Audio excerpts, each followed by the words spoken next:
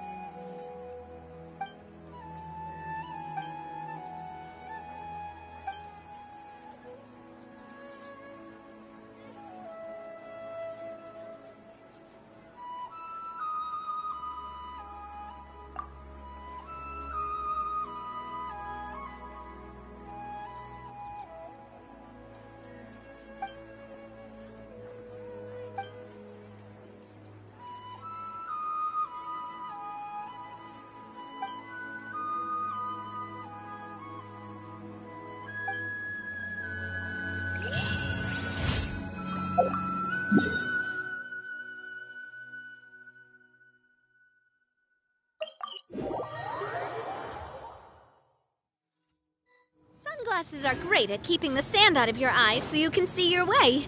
Except at night. Then you can't see anything at all.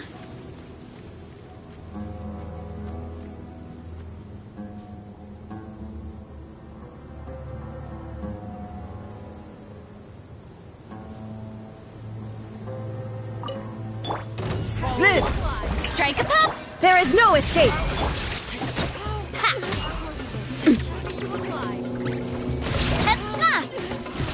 Fire! Well, with rocks. Hiya! Coming at ya!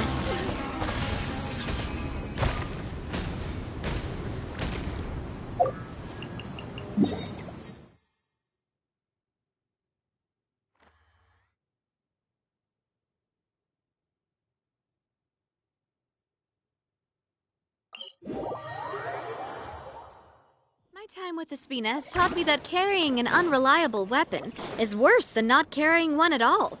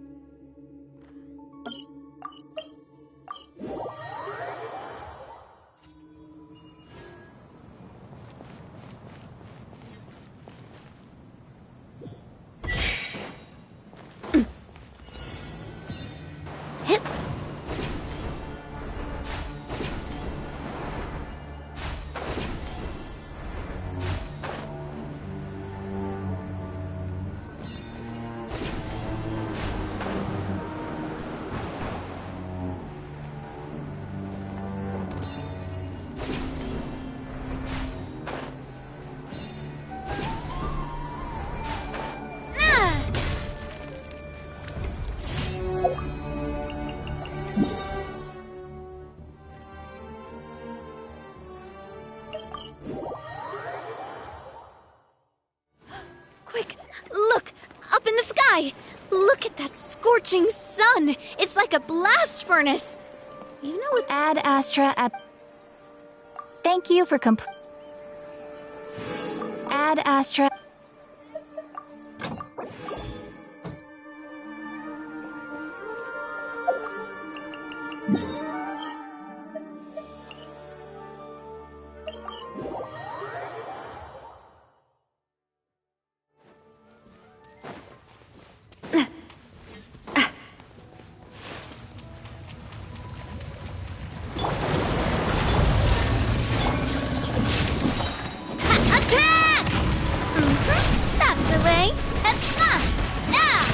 This one's got your name on it! Ha! Ha! Burst forth! Hey there!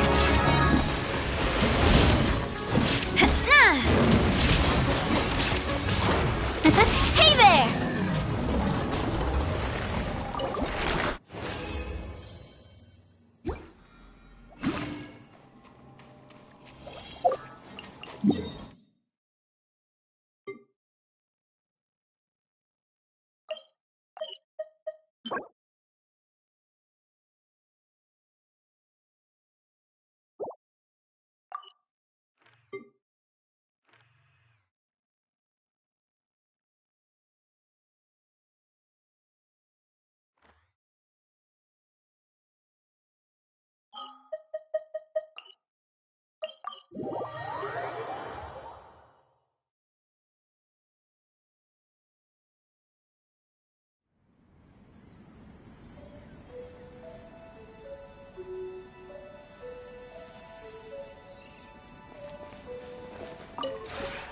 This realm is...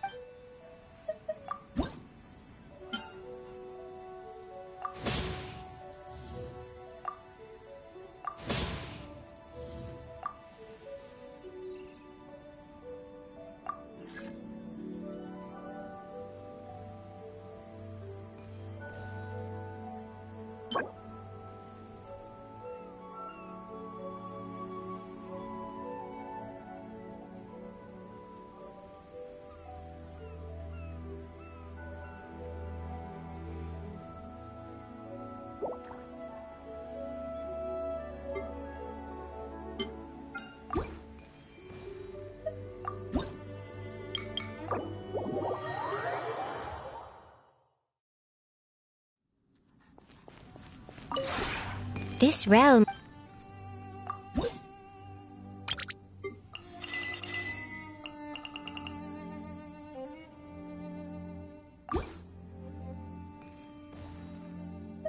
If you ever...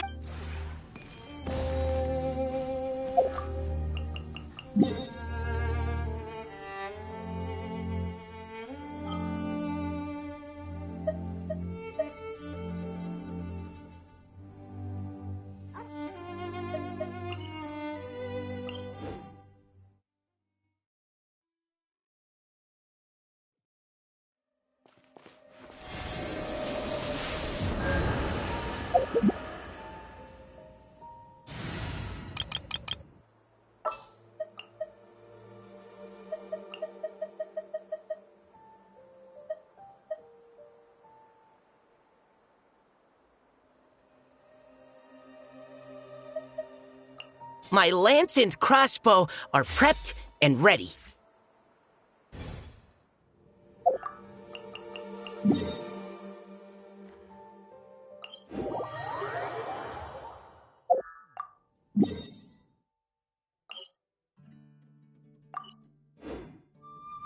I'll be the eyes above.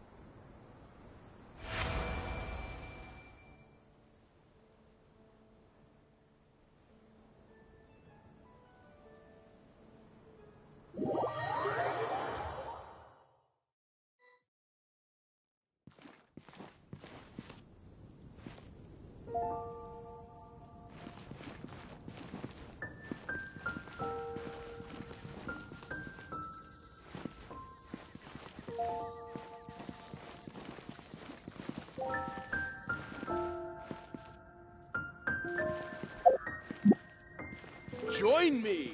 Give Windtrace a go!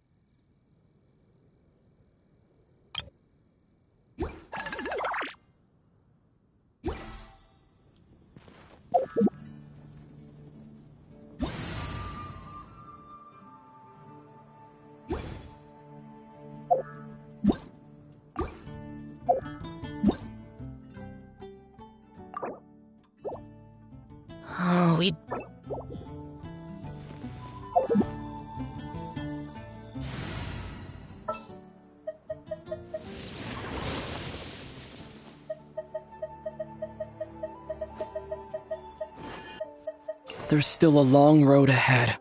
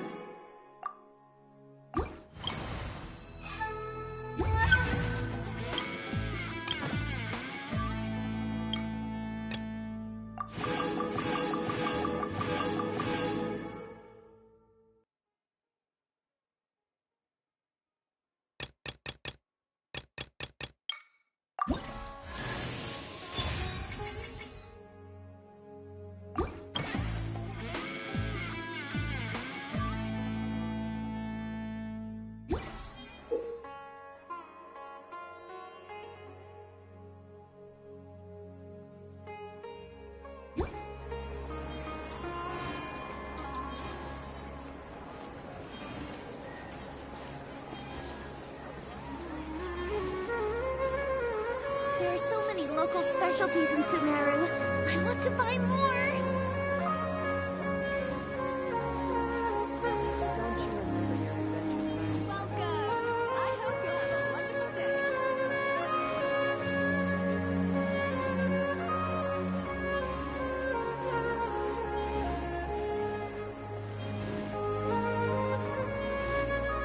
I think my craftsmanship deserves a higher price.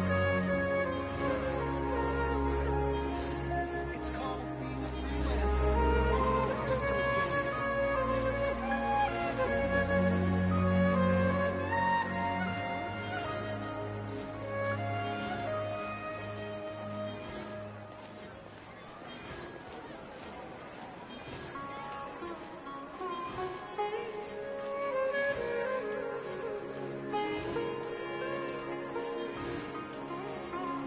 It's called being a freelancer. Folks just don't get it.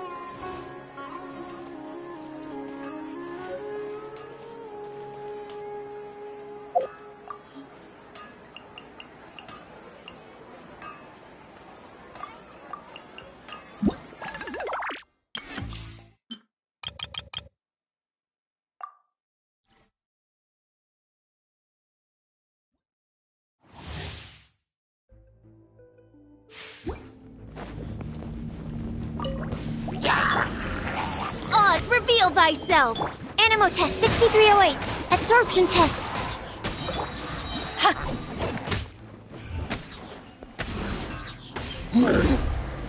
Take this!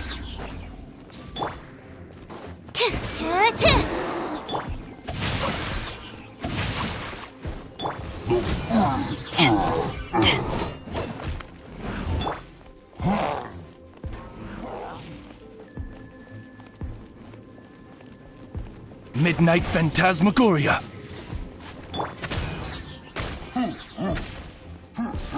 Let me weave you a Animo hypostate. power that ended Haishan!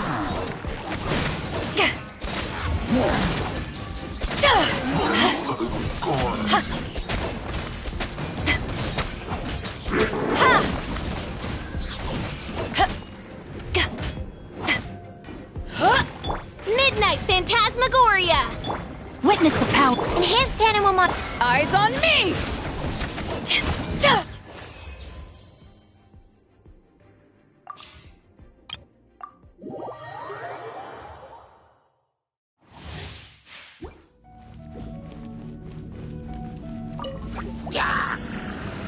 Not now.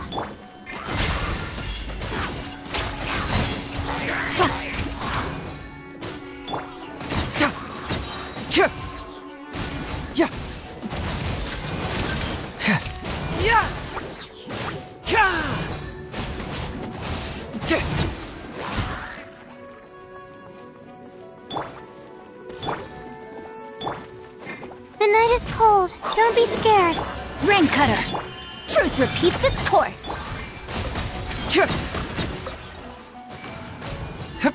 Bring it on! Keep moving!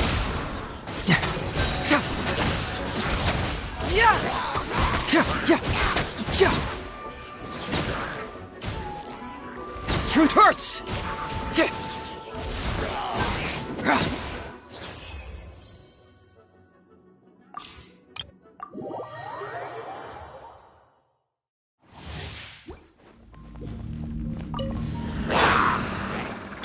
Boba, get them!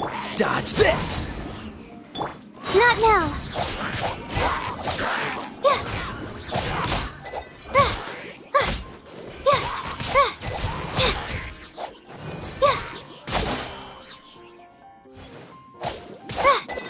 Cool it! Out of the frying pan, into the fire!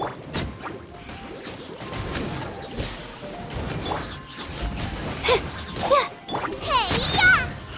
Oh, so sorry. Cold, mine to command.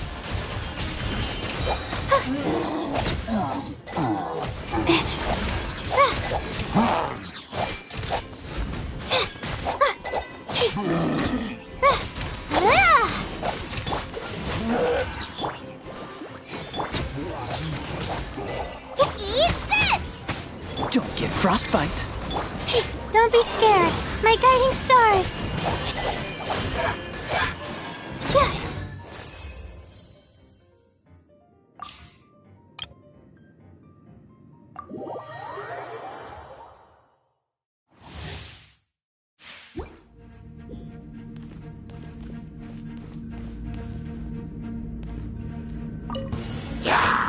Rain outlines your fate. Huh?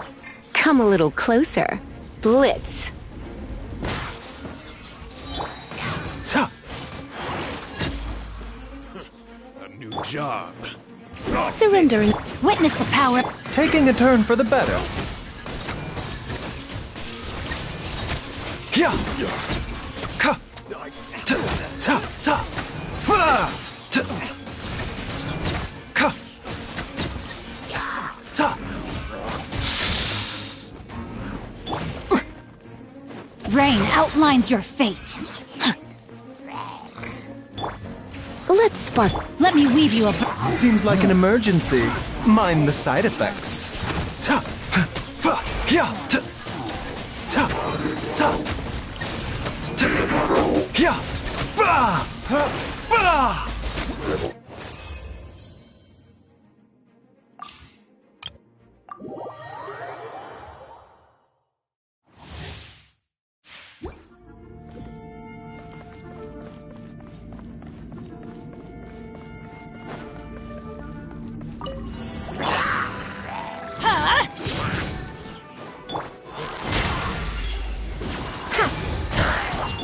The night is cold. Yeah! Ja! Ga! Ha! Ha! Yeah! Ja! Ga! Ga! Ha! Yeah! Ha! Ha! Ha! Yeah! Teamwork is Have fun with this, get stars, shine. Squall and Fury. Ha! Ga! You dare to gaze upon me?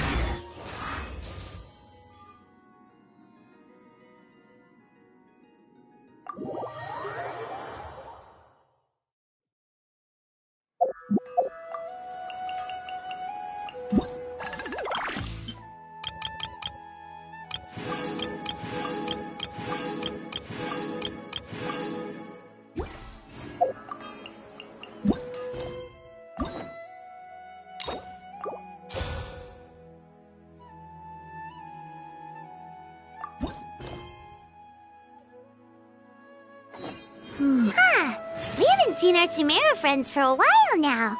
Paimon wonders how they're doing. Let's go to Sumeru City and catch up with them.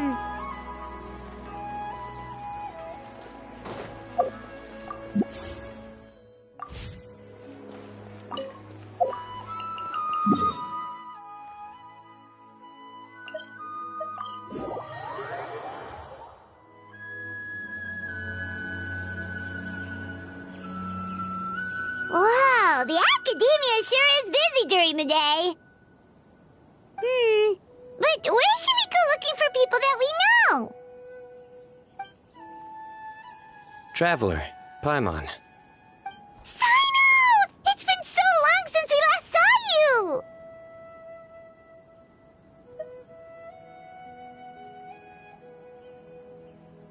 As do you.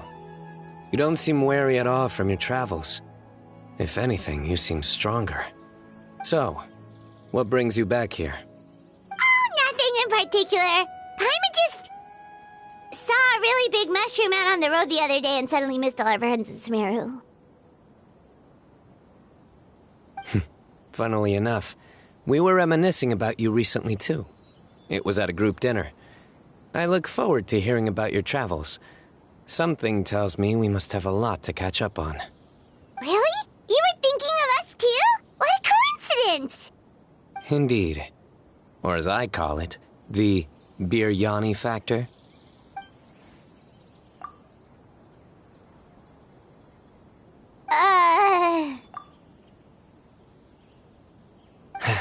You really want me to say the rest? Okay. It's always rice to meet stew again.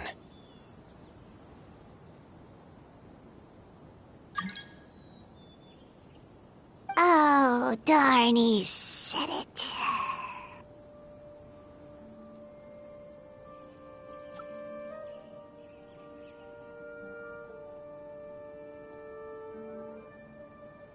You like that one, huh? You must if you remember it after all this time. Admit the truth. You have long been in awe of my razor-sharp wit. All right. Here's your 500 Mora.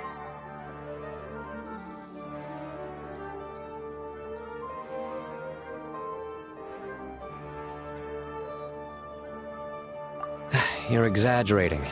It's only 500 Mora. Hey, 500 Mora is still a lot of snacks to Paimon. All right. I'll treat you to some desserts later. Anyway, I'm actually investigating a case right now.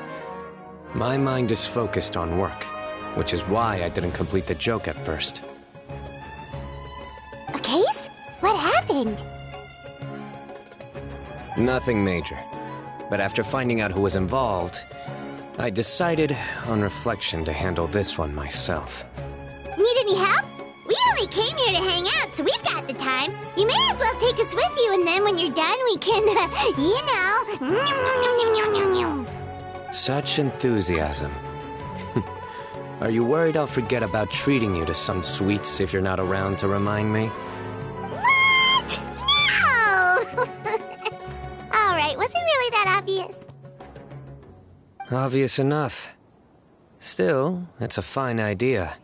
You are the heroes of Sumeru. It makes perfect sense to work together. All right, follow me.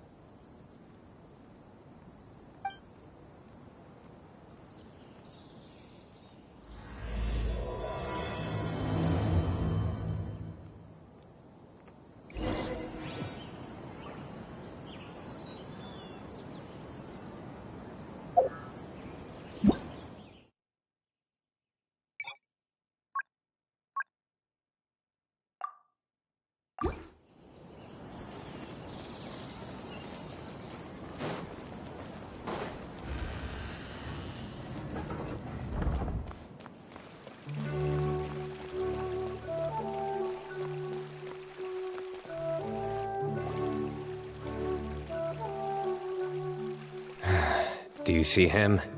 The old man flailing around? Oh, is he the one you wanted to talk to about the case? Correct. His name is Cyrus, a former Spontamod sage. He taught both me and Lisa. Huh? Cyno's teacher is in trouble? It's ridiculous. I'm just an old man who enjoys a spot of gardening, shopping, and wine. What sort of person targets an old retiree? Professor, I've brought some friends.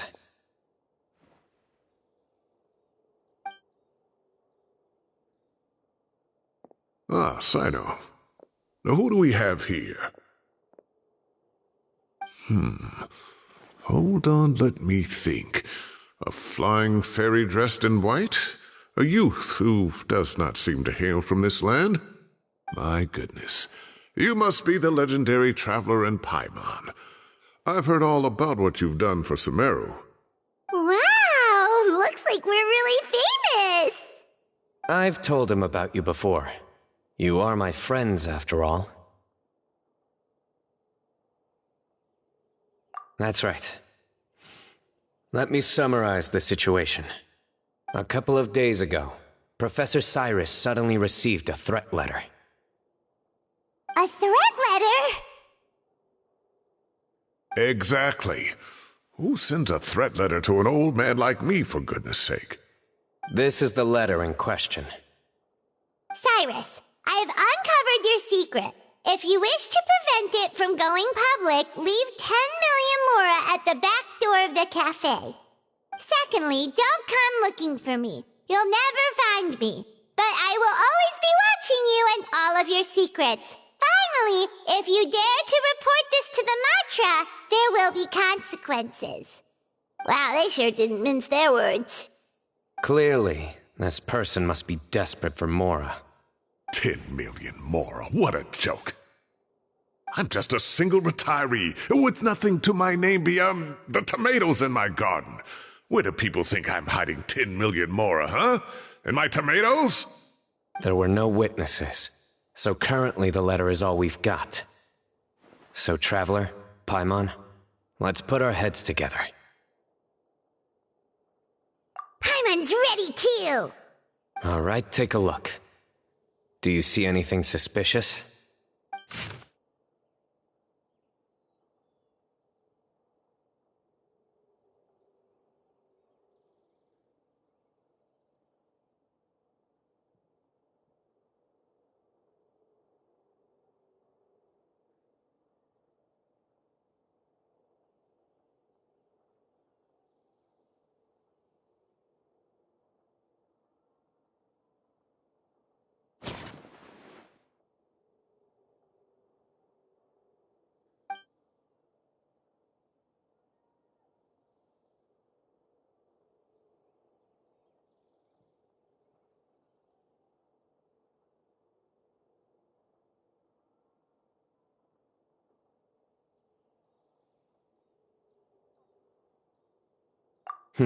Very good. The paper has a rather rough texture. It's not the typical kind you see in most books. Another thing is, some of these strokes look kind of blurry. Could there be an issue with the ink? Possibly. And I bet the paper has something to do with it. Most of the paper around here is much smoother than this, and the ink is absorbed quickly so it doesn't run. This paper, meanwhile, it's very coarse-grained. Almost as if it's made from some sort of plant matter. It's certainly not the same paper as we use in the academia, but the ink is nothing special. Just regular black ink that gets a blue tinge when applied to paper. So do we think the culprit has a connection with the academia or not? Wait, check this out! Looks like this part got wet at some point. Agreed. The staining suggests it was a colored liquid, not plain water. It also looks like it was wiped off with a damp cloth. A colored liquid, so... tea? Wine? Looks like we're thinking along similar lines. Let's go talk to Arof. There are some things I'll need him to take care of.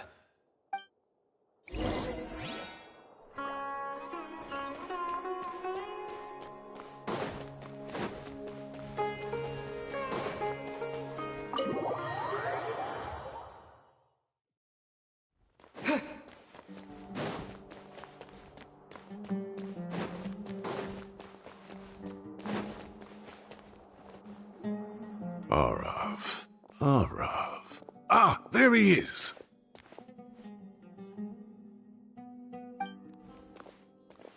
Mahamatra Cyno. Sir Cyrus. Ah, and the Traveler and Paimon. It's been a while.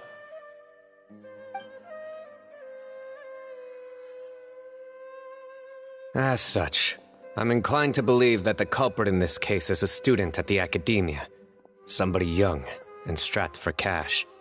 Oh, one last thing. I'd start your investigation by taking a look at the cafes in the city. Oh, of course! You think the culprit spilled their coffee on the ladder, huh? They do look like coffee stains to me. Also, if I'm not mistaken, the letter is written on a type of scented paper that has aromatics added during the manufacturing process. The kind often provided as writing material for customers in cafes and taverns. Ah, of course! Yes, like they sell in the gift shops. I remember now. Zaha Hadi bought some a while back. She said she was going to use it as wrapping paper for a vase. Understood. I'll assemble a team to investigate the points of interest immediately. You have my gratitude. One last thing. Send some Matra to guard the entrances and exits of Sumeru City. And change into plain clothes. Don't let them see you coming. Will do.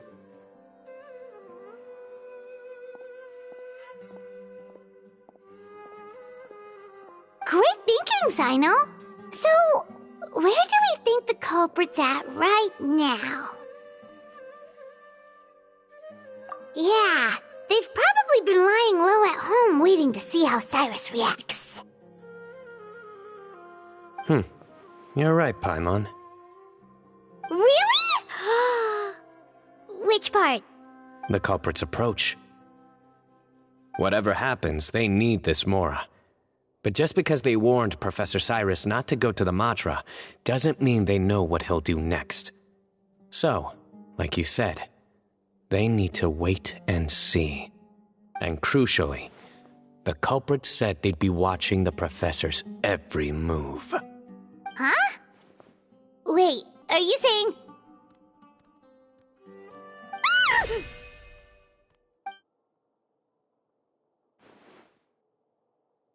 Found you! What are you doing? You wrote the threat letter! I don't know what you're talking about. What threat letter? I sensed someone was watching us from the shadows the moment we entered the House of Dana. You managed to stay relatively well hidden for someone reckless enough to threaten Professor Cyrus. There are a lot of people here, but we were looking specifically for Arav. Whoever followed us the whole way was likely to be the culprit. I was just listening in, that's all. You know something big's going down when Mahamatra Cyno shows up, right? So I got a little curious. What's the big deal? You smiled when Arav left. I saw it as clear as day. Is smiling a crime now? There are coffee stains on the letter. You mixed some coffee with water, gently smeared it onto the paper, then wiped it off with a wet cloth, all to create the impression that the letter was written at a cafe. Closing off the exits to the city doesn't affect you, because you already live here. And as long as the Matra were focused on the cafes, you would be free from scrutiny. The cafe was a red herring all along. You had to be somewhere where you could monitor the professor's movements. You can't pin this on me! I haven't done anything! Really? Then why are you shaking like a leaf? The innocent have no reason to fear the Matra. But you... your heart's racing, and your eyelids are twitching. You're a terrible liar. I would never... Don't try anything or you'll pay the price. Now come with me.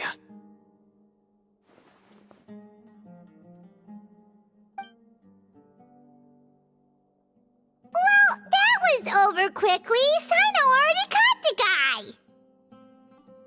You're telling me. 1 minute I go out for a quick smoke, the next minute I see Arav already on his way back to meet up with Cyno. Looked like a young guy, too. Couldn't have been much more than 30. But after what he's done, I'm afraid he's ruined his whole future. Everyone, it's all over. Gosh, that was so fast! The culprit's name is Uraka, a 16-year-old student in the Rataoist Darshan. Huh? 16?! Cyrus thought he looked 30-something! We checked his records. He's 16, a third-year student. But he looks so old. Yeah, seriously! Foolish child. He's too young for the criminal life. What the devil drove him down this path? We questioned the culprit regarding his motives. Oh, just spit it out. Nothing can surprise me at this point. Very well. It's our understanding that Uraka is a mediocre student who has been underperforming in his classes. He started taking extra tutoring to improve his grades, but developed a gambling habit around the same time and lost a lot of mora. Down on his luck, he went to the tavern for a drink and overheard some people chatting about Sir Cyrus's comfortable retirement. They mentioned that he's always arguing about his tomato plants with some old woman on the street. Some old woman on the street? Goodness gracious, has that rascal attended a single one of his classes? That old woman is Kasharwar's very own professor, Zaha Hadi. How can he not know who Zaha Hadi is? Is this going somewhere? Oh, right, yes. So another thing. We don't just argue about tomato plants. And what are they trying to insinuate by comfortable retirement? A man grows a few vegetables and suddenly he's living a life of luxury? Maybe it's more the fact that you have the time to grow vegetables in the first place. Araka mentioned he'd heard a rumor alleging that Sir Cyrus illegally obtained a large sum of money from the desert before retiring and kept it for himself instead of reporting it to the academia. Araka believes this money to be the reason why Sir Cyrus hasn't kept up with any academic research or other projects since his retirement. And given your advanced age, he thought you'd be an easy target to blackmail. Oh, Araka. I'm at a loss for words.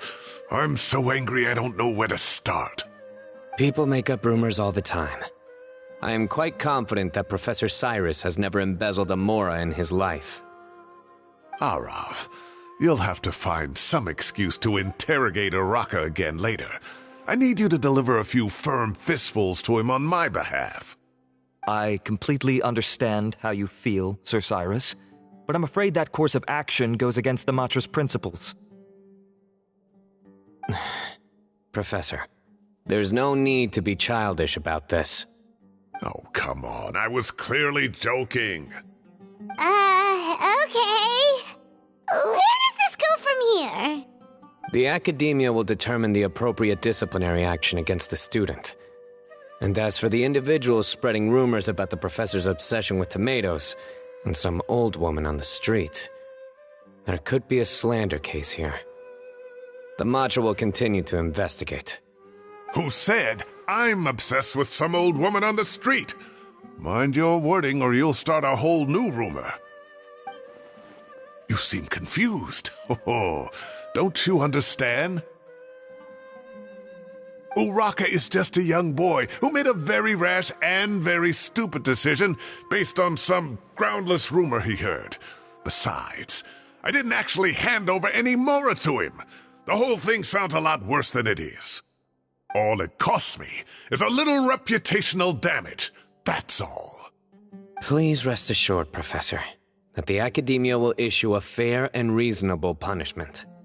Yes, I have no doubt about that. But as a former educator, I'd still like to have a serious conversation with the boy's parents. Their family lives in the city, yes? Correct. We looked into the family. Both parents are merchants and they're often away on business. They've never taken much of an active role in their children's lives. Oh, what a mess. You don't have to seal the evidence away yet, do you? I'd like to have that letter back for the time being, if possible. I need something concrete for when I talk to the family tonight. We have to show them how serious this situation is. The relevant authorities have already reviewed the evidence and are now discussing Araka's punishment. You can hold on to the letter for now. Just make sure to return it within a couple of days. Oh, so you'll be able to close the case in 2 days? Give or take. Cases like this are quick to resolve. Very good. Well, thank you for all your help. Perhaps we can all go for a meal together. Oh, my treat, of course. My apologies, Sir Cyrus, but I have a prior commitment. Enjoy the meal, everyone. Ah, I see. Well, that's a pity. But Cyno, you have to come. You found the culprit at record speed, and I owe you for that. Ah, and isn't Tighnari in town at the moment? Bring him along, too. Wait, you mean Tighnari's in the city? He is. Tighnari's master, Sir Nephis, called him and Kale to the academia to help out on a project. They should be at Nephis's office at this hour. Though I must say, I'm surprised you're extending an invitation to Tighnari. Did you do something to offend Sir Nephis? Don't be outrageous. Nephis offends me all the time. It's never the other way around. Anyway, hurry up and fetch Tighnari. I'll head over to the tavern with the Traveler and Paimon. See you there. Go on now. Don't keep us waiting.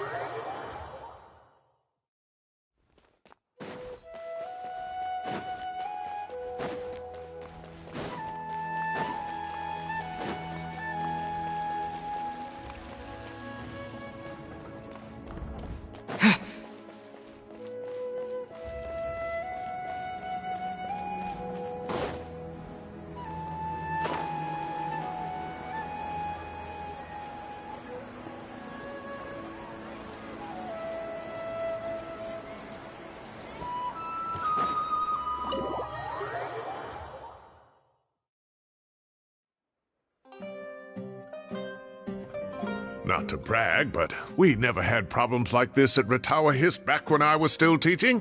And if you don't want to take my word for it, you can ask them.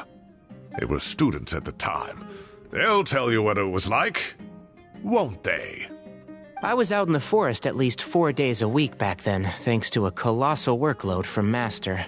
It wrought havoc on my poor tail, so I didn't exactly keep up to date with what was going on at the academia. Most of what I know, I heard from Cyno after the fact. Professor's become a lot more laid back in his retirement. He used to be far stricter, and was especially known for being extremely principled. Wow. It's hard enough to stay true to your principles as a normal person. I can't imagine doing that as a sage. It's a pity Kale wasn't around at the time. I would have happily taken her on as a student. And then we'd have one more person who has to address Lisa as upper-class woman. Really? Can't you just call her Lisa? She seems to prefer it when people treat her like an older sister.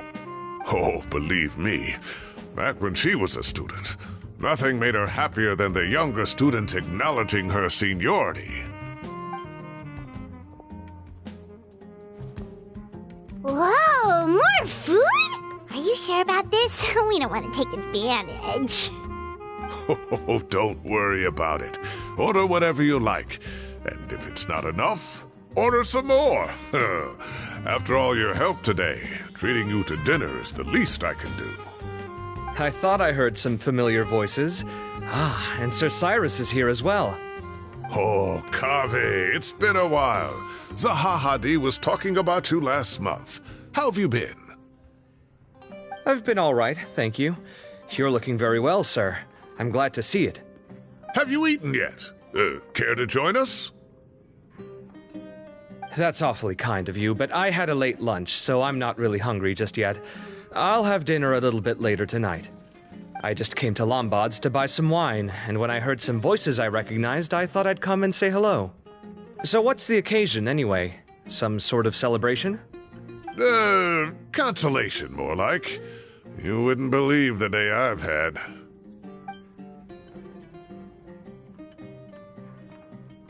Sounds like things have really gone downhill since I was there.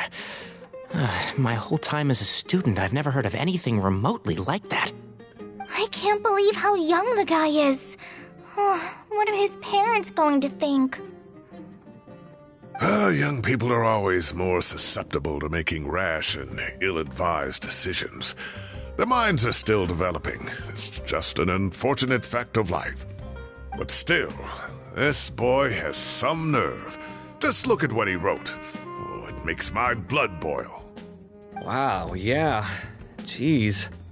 I will always be watching you and all of your secrets. And then he just followed you into the house of Dana? If this were my son, he'd get the scolding of a lifetime. Oh. Luckily, I'm also an extremely principled person. Kaveh! Your order's ready, sir! Coming! I'll have to get going. Have a nice evening, everyone. I'll catch you all another time. Okay, bye-bye! Here I am. The coffee beans are in here, too? Yep, it's all there. I'll stop babbling away now. Let's eat before the food gets cold.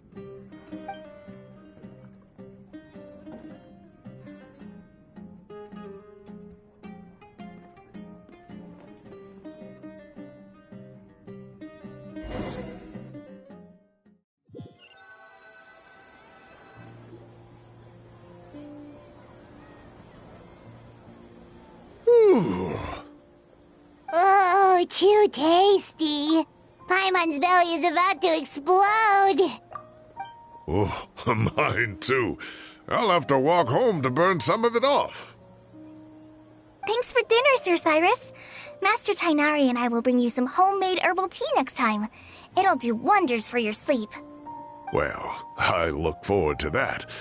In fact, could I trouble you to bring a little extra for the other old folks on my street? I'll be the envy of the neighborhood. No problem at all. I'll pack some up and bring it over. I'll see you all later. I better head home now and tend to the crops. Good night, Professor. Don't let those tomatoes keep you up too late. Hey, my tomatoes are serious business. I am not about to be beaten by Zaha Hadid. Anyway, I'll be leaving now. Don't stay up too late now, children.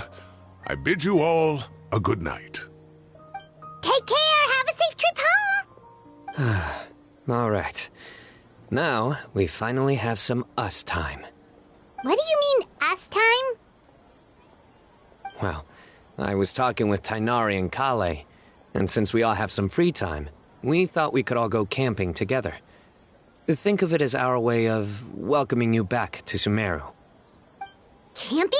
Oh, that sounds fun! Paimon's in!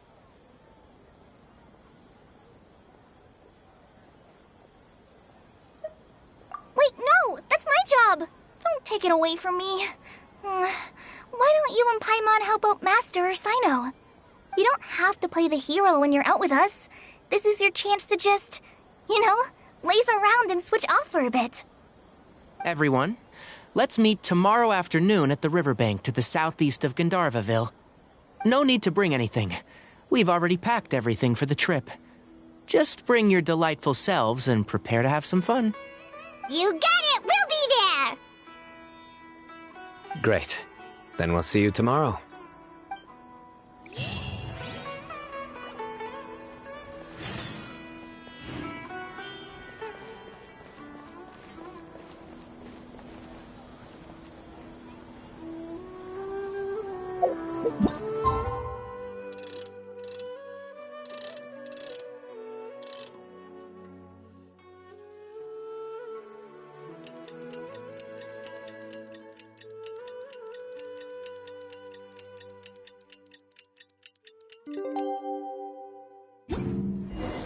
Time to set off! Let's head to the southeast of Gandharvaville and meet up with the others!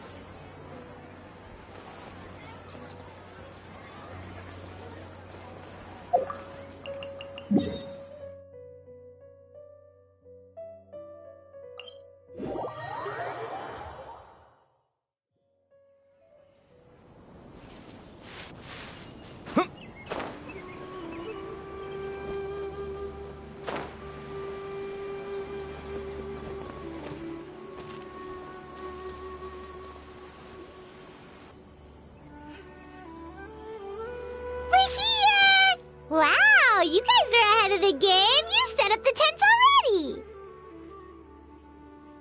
I'd say we're right about on schedule, actually. We were aiming to have them set up before you arrived. Traveler, Paimon, let's go fishing together. Whatever we catch, we can grill for dinner tonight. You got it! Dinner's on us tonight!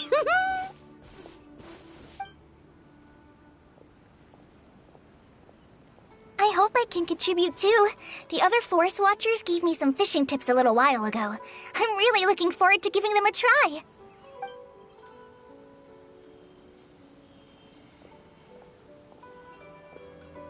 I saw some very appetizing mushrooms in the area, so I gathered a few for us.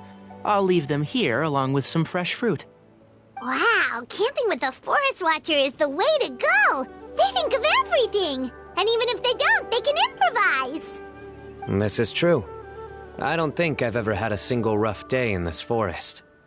So, how has everything been going for you?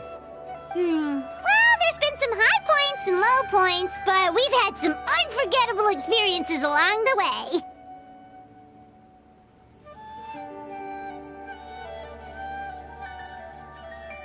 I see. Oh, in that case, you should try a valberry. I bought some from the market this morning. A valuable suggestion. Just don't bury your feelings using food. All I wanted was to recommend something bittersweet. Oh, I have a sudden craving for fruit tea. I'm gonna go fetch some stuff. Bye!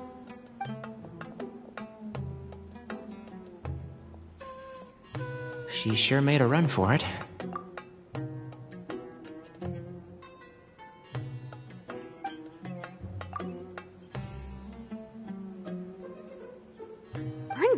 trouble. She made a run for it.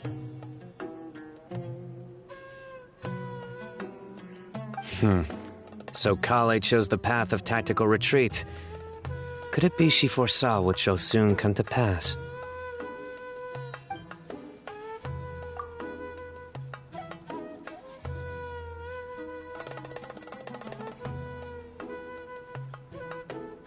My dear friend, you know what I am about to say.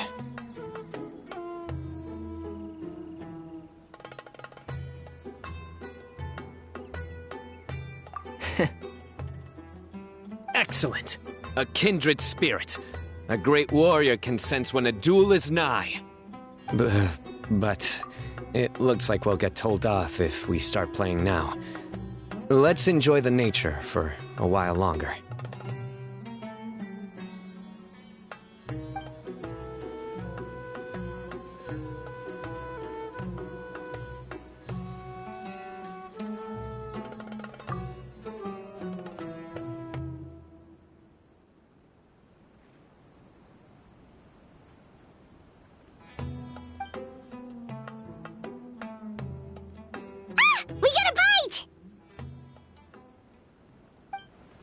I'll reel it in.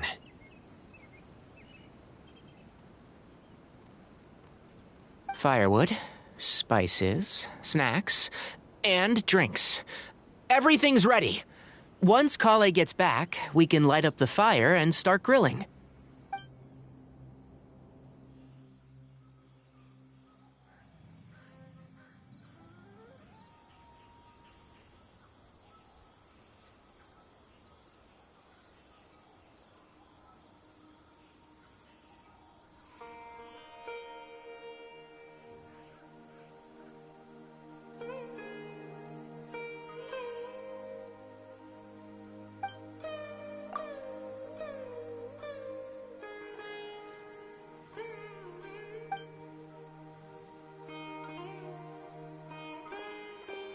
There are 3 tents.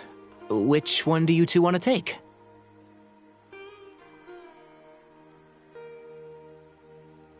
How about the one on the left? Well, Paimon just thinks the ambiance here is a little better. True. But it's also the closest to the water. If there are any sleepwalking fungi around tonight, they might stumble into your tent. Well, that's no good. Take my weapon. You can use it to bar the entrance. Anyone would think you were sealing the gates to King Deshret's mausoleum. Excellent. Then this tent will be an impenetrable fortress. I'm back! How's your appetites? Ready for the barbecue? Always.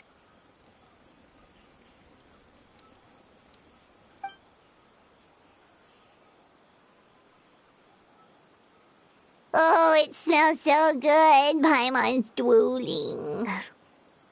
Someone sure is desperate to eat. I think it's time to add the seasoning. How do you like your skewers? Well done? Medium? Rare? Wait, what? Isn't that just for steaks? Hey, if it works for steak, maybe it works for other things too. Medium well for me. Okay, these are about ready now then. It'll be a few more minutes for anyone who wants theirs well done.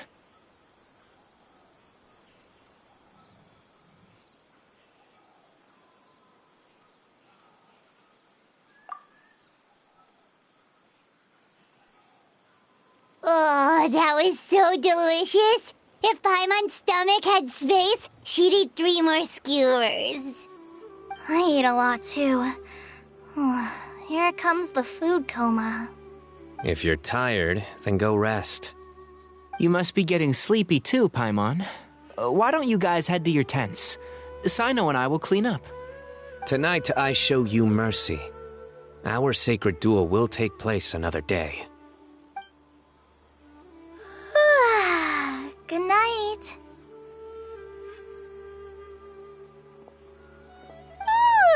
Paimon's struggling to keep her eyes open.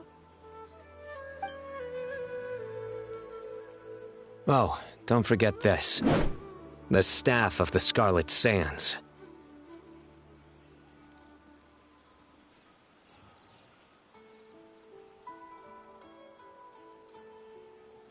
Wait, you were actually being serious about that?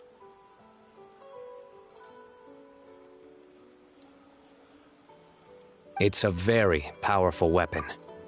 Try it. Paimon can't even lift that thing.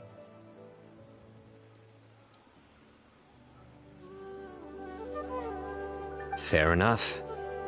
You sure you don't want it? Yeah, Paimon's sure. We'll be fine. And even if we do get an uninvited guest in the night, Paimon will be here to take care of the traveler.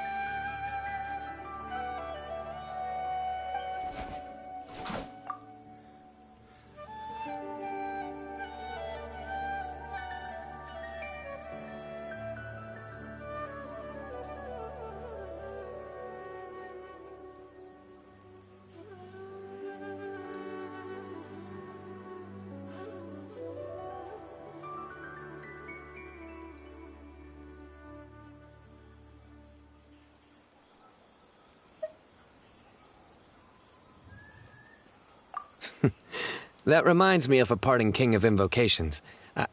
I'll tell you about it tomorrow. But right now, it's time to rest. Sleep well and sweet dreams.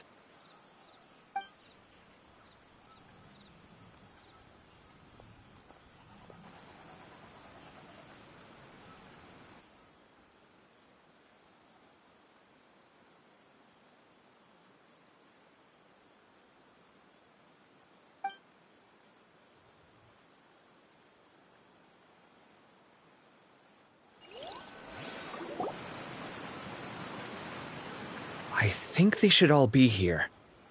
Traveler? Paimon? Are you in there? Could you come outside for a sec? Look at this. What the? What's this sword doing here? Is it supposed to keep out intruders? Evidently. Huh? Who is it? Oh, what time do you call this?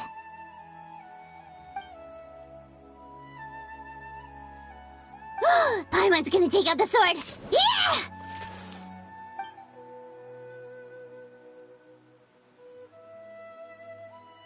Oh, hey them, Kaveh! What are you doing here? It's the middle of the night!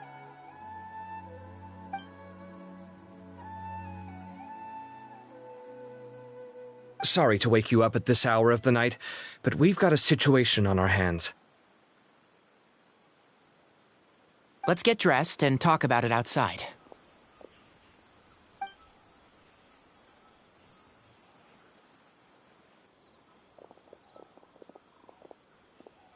Something has come up.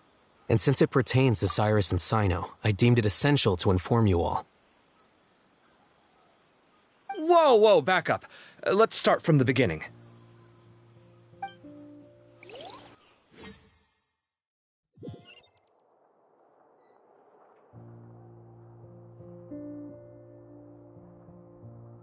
Huh? Where'd the wine cups go? I could have sworn I left them here after I washed them. Ah, there they are. I'll have a cup too.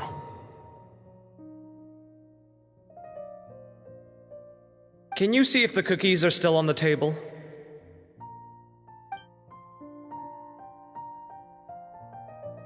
They are. And so are the fruits. Oh, this is so bland. I should have gotten a few bottles of what Cyno's group was drinking last night. Do tell. What were they drinking? Oh, right, I forgot to mention. So, I ran into Cyrus yesterday evening when I went to the tavern to pick up some things. He was hosting a dinner for Cyno, Tighnari, Kale, and the Traveler and Paimon. Anyway, they got a bottle of Lombard's new vintage for the table. At least, I think that's what it was. It looked pretty good. Sounds like they're all tangled up in this. You know what it's about, right? 16-year-old kid tried to extort Cyrus. He was asking for 10 million mora. I heard some people talking about it on the streets, yes. Didn't take them long to catch the culprit. The sages are probably dealing with the case by now. I wonder what Sir Nephis and the others will make of it. Oh, Cyrus showed me the extortion letter, too. It was crudely written, but the paper had this beautiful pattern on it that I've never seen before. Really caught my eye. Give me a sec, I'll sketch it out for you.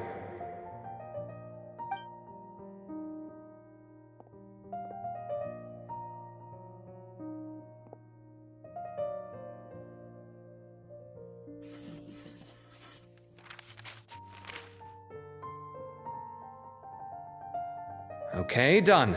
Take a look. You see what I mean? I don't think I've ever seen writing paper like this around before. God knows where the culprit got it from. Interesting. These are all motifs associated with the tribes of the desert. What? Really? Take this, for instance. Looks like an outline of a spire, similar to the kind found on some ancient palaces. And the crisscrossing and mirroring here, I recognize that too. It bears a striking resemblance to an ancient emblem, one that hasn't been used in a very long time. Whose emblem is it? It's the emblem of the Temple of Silence.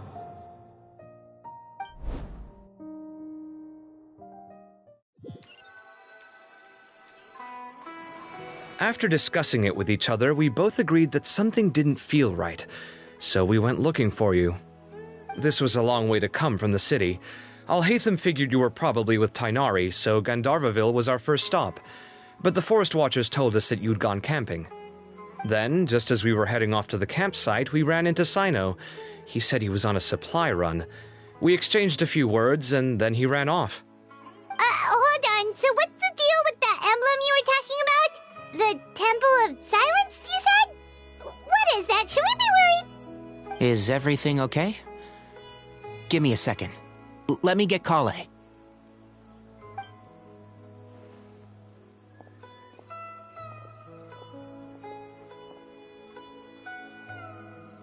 So you've never heard of the Temple of Silence?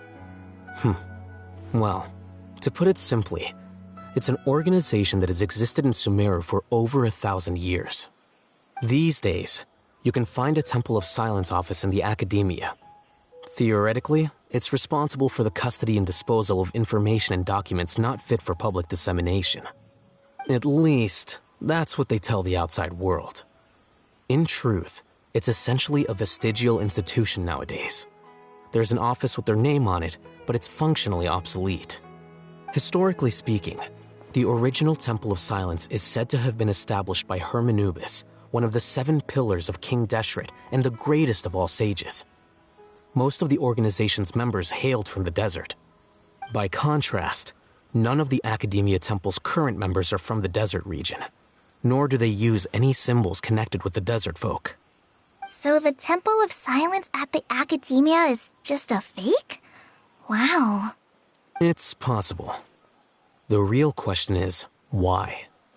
My guess is they're covering something up. So, how do you know all this? Sounds like some pretty top-secret stuff. Did you forget? He did a stint as acting Grand Sage, and kept the pay raise even after he resigned. Oh, yeah! Paimon did totally forget about that. So you took the chance to read all the top-secret documents while you were acting Grand Sage, huh? If you're asking me whether I familiarized myself with the documentation in my office, I would respond that that's a perfectly normal part of any job. So much about this doesn't make sense. Why did the emblem of the Temple of Silence appear on a threat letter from an academia student to Cyrus? The student's only 16 and doesn't have any family ties to the desert. So where could he have seen that emblem or gotten the paper? You said you ran into Cyno, yes? Did you tell him what you've just told us?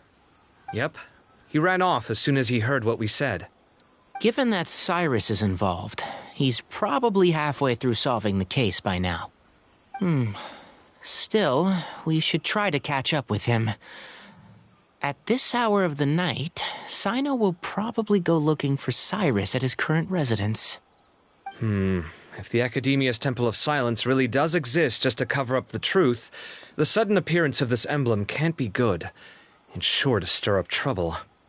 We should pay a visit to the Academia. Yes. As the Sage of Amorta, my master ought to know the truth about their office. You can ask him to tell you what he knows. The more information we have, the better prepared we'll be for whatever happens there. If this situation is connected to the real Temple of Silence, the emblem has to be part of a bigger conspiracy. Kale, could I trouble you to send a message to the Core of 30? Tell them to keep an eye out for Cyno and Cyrus. Traveler, Paimon, you two come with me. We'll go after Cyno. Sounds like a plan. Let's go. Cyrus has been living in the city lately. He rented a place near the field so he can keep an eye on his tomato plants. Then let's go look for him there.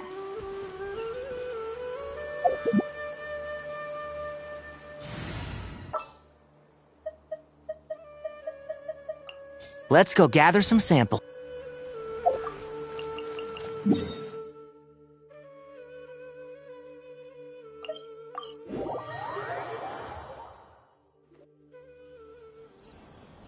Here we are. This is the place. We might be too late. Looks like nobody's home. Oh, Cyno moves fast. If he was here, he's probably long gone by now. I know that voice. Is that Tainari I hear? Ah! Professor Zahahadi! Wow, so it really is you. My goodness, whatever is going on tonight? We're looking for Cyno. So, he's already been here. Yes, not long ago, in fact. He knocked on my door and asked if I'd seen Cyrus today at all. I told him the old fool left early this morning, and I hadn't heard him come back. So we went to his place, and would you believe it? He's gone. Goodness knows where to. It must have alarmed Cyno, because he took off in an awful hurry after that. He never did explain what this was all about. How serious is it? Well, if Cyrus isn't at home... Oh, it sure doesn't sound good. Professor, did you hear that a student recently tried to extort Cyrus? Why, yes. When I left the house that day, I noticed he was watering his flowers in the field in complete silence. He had a piece of paper clutched in his hand, and he looked lost in thought. I could tell something was troubling him, but he wouldn't tell me what it was. If Cyno hadn't happened to visit him that day, he'd probably still be holding on to that thing. After seeing the letter, Cyno told him to contact the Core of 30, but Cyrus was very reluctant. He claimed it would only damage his reputation. Eventually, he relented, after much persuasion from Cyno. Huh? Cyrus didn't want to report it? Well, that's strange. When we saw him, he seemed pretty okay with the idea of the kid getting his just desserts. As a former sage, it's possible Cyrus still has enemies at the Academia.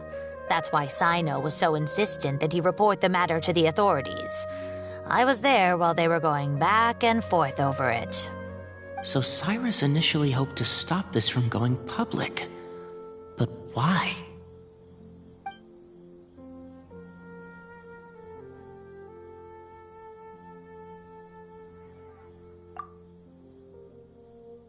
Oh, dear. What on earth has that old fool gotten himself wrapped up in? Oh, I do hope he's not in danger. Oh, I almost forgot. Cyno left me this letter to pass on to you. He wrote it when he came by earlier. He realized you might come looking for him. Thank you. What does it say? Let Paimon take a look!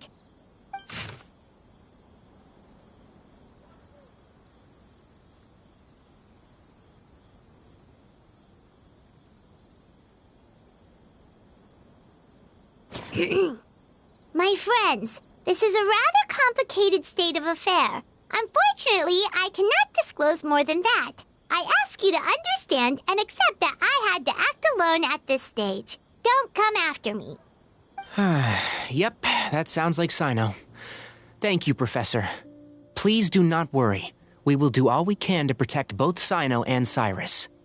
Traveler, Paimon, let's head to the Academia and regroup.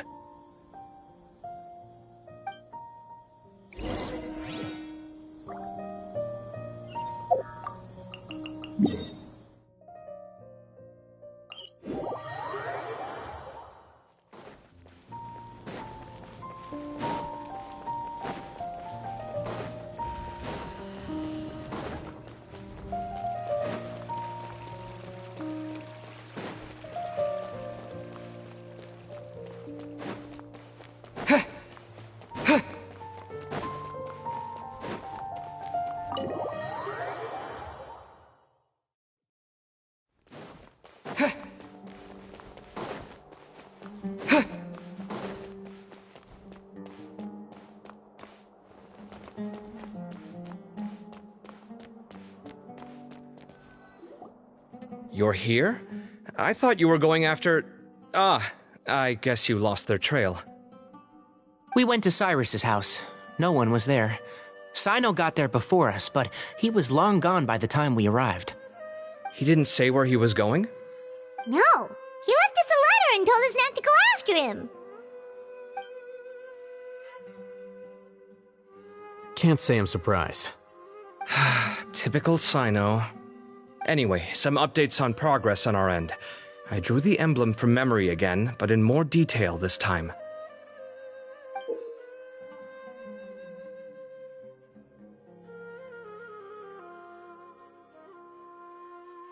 I checked some ancient texts for a similar design. The one I found was a little blurry, but the similarities in the general form and certain details were clear enough to confirm a match. Yeah, and we're lucky we found anything at all. It turns out the emblem was all but lost to history. We scoured the entire Academia collection, and that book was the only one with a record of the motif. Meanwhile, Arav managed to get Uraka to disclose his source. The one who told him about Cyrus's embezzled funds was a young man from the desert. According to Uraka, he had a striking presence and was well educated. Apparently, the two met in the tavern over a game of cards. The guy claimed to be in the city for business as part of a merchant caravan. Uraka was intrigued when he heard what his new acquaintance had to say and brought up the idea of extorting Cyrus for Mora. The guy encouraged him to go ahead with it, then handed him some pen and paper to write the letter. I see. So it could be that this person planted the paper intentionally. So, how do we find this guy? Did Uraka say where he is? He doesn't know. He claims not to have seen him since that day in the tavern. The man gave him some tips on how to carry out the extortion, but from then on, Uraka was acting alone. Nephis and Arav have gone to meet the Core of 30 and review the city's entry and exit records. Also, Nephis admitted that the Temple of Silence in the Academia is just a facade. The true Temple of Silence once came to the rainforest to establish a collaboration with the Academia, but as time went by, the sages gradually became corrupt and foolish. The Temple of Silence felt that they could no longer trust the Academia and ended the partnership. They retreated back to the desert about 400 years ago. Ever since its inception, the Temple of Silence has been the guardians of King Deshret's civilization and belief system. They traveled throughout Sumeru, sequestering and guarding any wisdom that posed a threat to the people's livelihoods. At its roots, it was a legitimate and reputable organization whose purpose was to guide people towards the right path. The Academia of the day knew that the split would damage their reputation if it became a matter of public knowledge. And so, they set up a dummy organization of their own to conceal the truth. Not only that, but they managed to keep up the charade for hundreds of years! So how did Cyrus become acquainted with the true Temple of Silence if they left centuries ago? I'll bet that's the question that bothered Cyno. Probably why he went after him in such a rush. Whoever is behind this, getting Uraka to extort Cyrus was only the first step of the plan. Their true goal in doing so was for Cyrus to see the emblem on the letter. He must have recognized it right away. That'll be why he didn't want to involve the authorities. He probably hoped to take care of the whole thing by himself. Unfortunately for him, Cyno had other plans. Since the desert is where the Temple of Silence originated, that is in all likelihood where Cyrus went. I have to go after him. Really? Are you sure that's a good idea, with how you respond to the heat? Why don't we send someone else? I should be fine, as long as I bring plenty of water. Besides, I just can't shake this ominous feeling that if we don't catch up to them soon... Everyone, I have news from the Core of 30. Master! Oh, so that's Nafis, Tighnari's master? Oh, we're finally getting to meet him in person! It's a pleasure to meet you, Traveler in Paimon. Several independent eyewitnesses have reported seeing Cyrus and Mahamatra Cyno leaving the city at different times. Both were heading in the direction of Caravan Ribat. I was going to suggest that you join forces with the Core of 30 in this case. However, as I'm sure you've already heard from Alhaitham and Kaveh, the Temple of Silence is involved. The Academia has made a number of decisions throughout history that I am ashamed to talk about. It may well be that no better choice was available to them, but those actions are nonetheless a stain on our legacy. I won't attempt to make you understand the Academia's perspective. Now is the time for action. I understand where you're coming from, Master. But I'm afraid the situation might be more complicated than we thought. I think we need to keep a low profile, or risk making things worse. Good point. If Cyrus is involved with the other side, or worse, if he's fallen into their hands, and...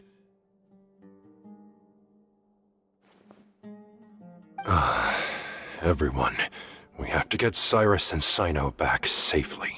We cannot afford to lose them. Need our help? Whatever you need, we got you covered.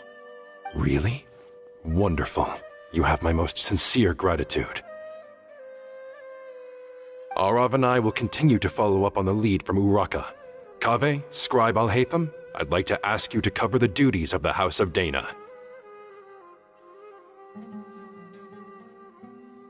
Tighnari, you are planning to go into the desert, correct? I am. Kaveh, I'll be okay. You stay behind to help Master and Alhaitham. Well, if you're sure... Okay. But be careful. Thank you all. Arav, let's go. You'd better get moving. Don't forget to ask for help when you need it. Will do. Let's go, Tighnari. Hopefully we can catch up with Cyno before it's too late. Knowing him, he's probably covered a fair distance already, but we still have a shot. Let's take it.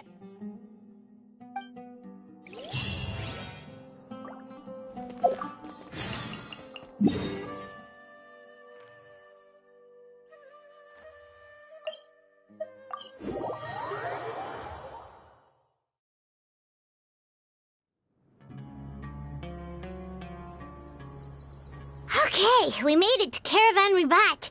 Where should we go next? Maybe we should ask the nearby guards if they've seen anything. Hold on. Look over there. Is that Dia? You sure you want to brave the desert alone? I mean, it's your choice at the end of the day, but still. It's not my first time. I'll be fine. Cyno. If you're really going to go through with this, then at least take our advice. When you're packing for your trip, budget for 5 days more than you plan to spend out there. Makes sense. Okay, I'll go get ready. Thought we might find you here. You're trying to retrace Cyrus's steps, aren't you? Didn't I tell you not to come after me? I thought I had a good lead on you. Well, sorry, but we never agreed to that. Why would you go off on your own like this? Nothing personal. It's just a complex situation. and I'd rather not involve anyone else if I can help it. Takes a special kind of person to get Cyno chasing them all the way out to Caravan Rebot. But why so coy today, huh? You only gave us his age and description. Why can't you reveal his name? Is he Sumeru's most wanted or something? Oh, also, hey guys, it's been a while.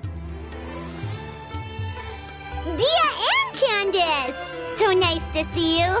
Actually, seeing all of our friends is the whole reason we're here. You're looking well. Glad to see it. Candace and I came to Caravan Rebot on business. We ran into Cyno as he was asking about some elderly gentleman's whereabouts. Some people say they saw him.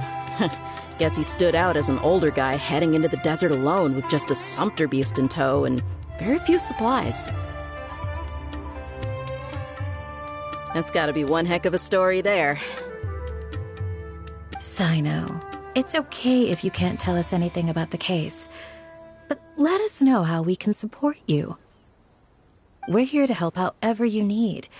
The more people we have working on this, the quicker we'll be able to find the person you seek. No, it's not that simple. If I'm right, he'll be doing everything he can to avoid us. We spoke with Zaha Hadid. From what she said, it's pretty clear that he wants to try and solve this on his own. It won't be easy trying to find him in the desert when he's deliberately trying to cover his tracks. Sounds like this is far more complex than we imagined. Still, if he started from Caravan Rebot, the chances are that his route took him past our village. You may as well ask if anyone there has seen him. My thanks to you both. Once this is resolved, I will find a way to repay you. Come on. No need to get all serious. Just buy a round of drinks next time we're all in the city or something. That's a deal. All right. So, you all set? Yes, we'll handle it from here. Thank you again for your help. I don't take it for granted. All right. Then we'll leave you to it. Just remember, if you change your mind and need some reinforcements, we'll be here. And don't think you'd be imposing. You can depend on us. Don't worry, we'll keep him out of trouble.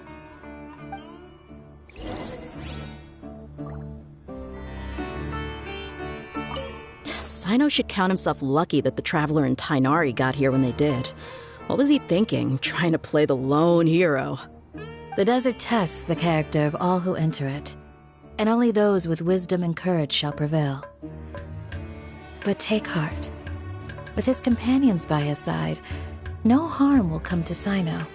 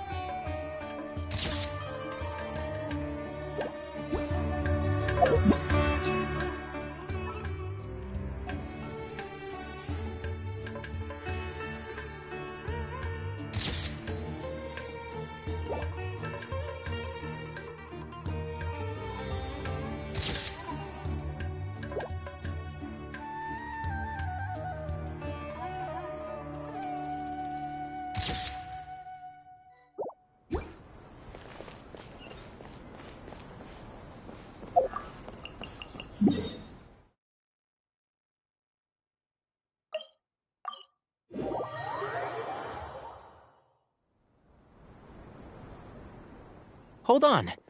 There's a few things I'd like to clear up. Go on. So, after you left the campsite, we had a longer talk.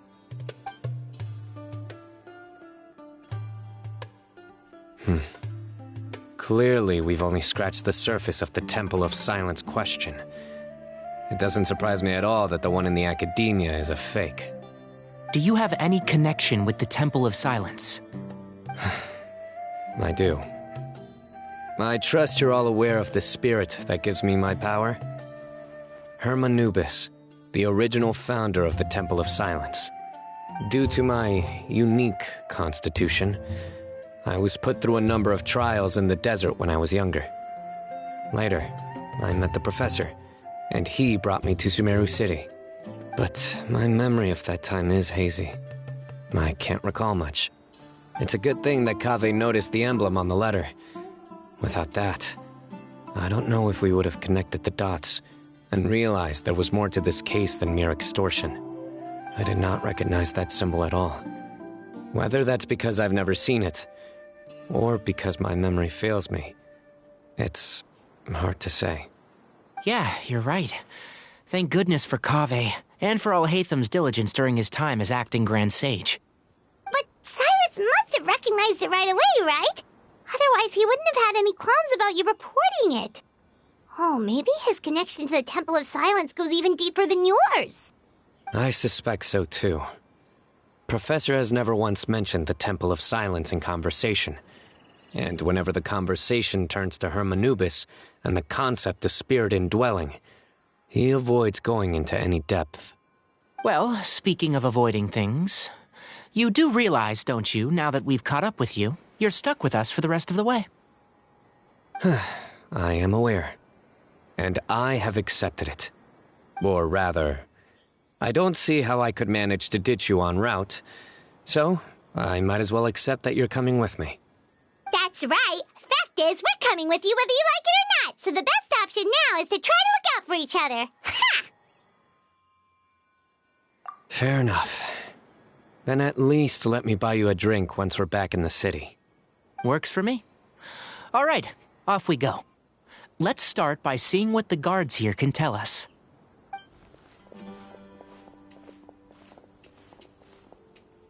Hello. Mahamatra Cyno? I'm looking for someone, so I'd like to confirm any recent foot traffic in and out of Aru Village. A man matching that description passed by Aru Village not too long ago. He stopped by to load up on food and water and feed his sumpter beast, then he was on his way. Where was he going? Let me think.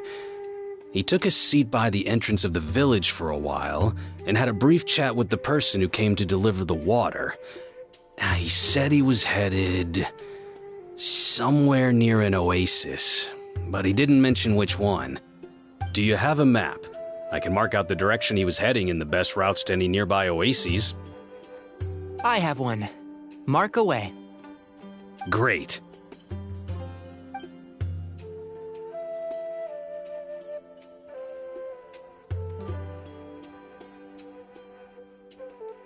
There you go. Thank you so much. You were a great help. You've got a really good memory. You're quite welcome. Just doing my job. Best of luck. I hope you find him soon.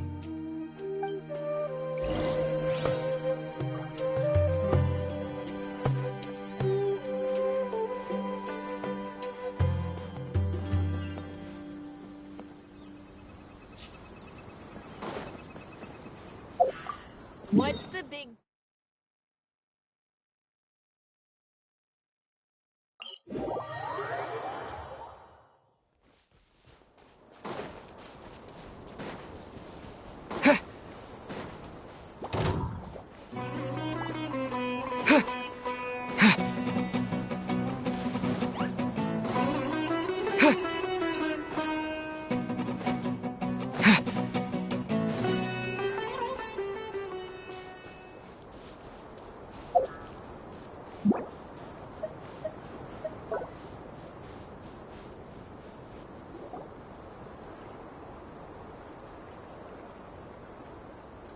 Hold on.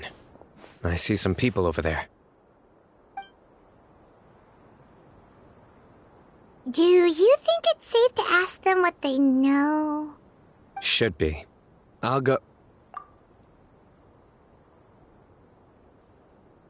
No. I'll do it. Huh? Why can't Cyno go talk to them? What difference does does it make? Given my background, appearance, and the way I dress, I might not be the most welcome visitor here. Just in case, it's probably better to let a more neutral party handle things.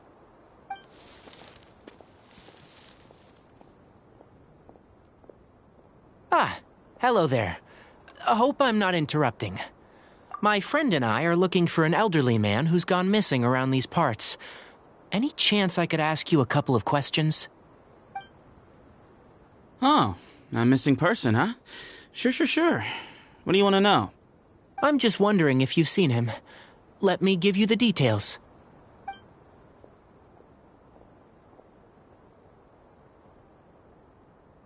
So, a silver-haired guy in a long robe, culture type with thoughtful eyes, and he's traveling alone. He'd stand out like a sore thumb around here. Yeah, sounds like the kind of guy we'd remember if we saw him. He's looking behind me. Uh-oh. That guy's looking our way. Your friend over there stands out a lot, too.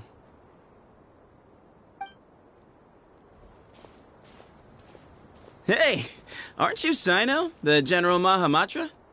Yes, that's me. You don't seem surprised that I recognized you. It wouldn't be the first time. Oh, you're the one looking for the old man who's gone missing, aren't you? I have a bad feeling about this guy. Someone's on edge. You don't trust me much, do you? No need to hide it. I understand why you're wary of us. Still, you came to us asking for help. Do you want it or not? I thought you were a group of merchants. Seems I was mistaken. Your henchmen don't look like much, but something tells me they put up a better fight than most mercenaries. Hey, hear that, guys? You're my henchmen now. Suits me, as long as I get paid for it. Just cut to the chase already. I'm running out of patience. All right. Come with me. All of you. Don't you want to find your friend? A silver-haired, long-robed, culture type with thoughtful eyes? Sounds like there's a whole other side to Cyrus I didn't know about. So you know where he is? Just follow me. I'll take you to him.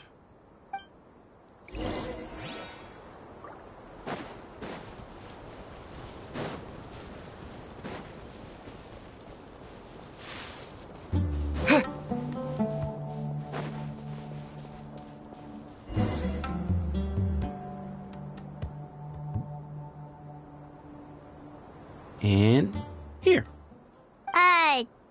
What? Where are you looking? There's nothing here. Please step back. Whoa, something's coming out of the ground! What is this enormous building doing here? And how was it so well hidden? King Deshret's technology? Wait, so... Hold on, who are you guys really? Is this the Temple of Silence? So you're a member? All good questions. There'll be plenty of time to address them later.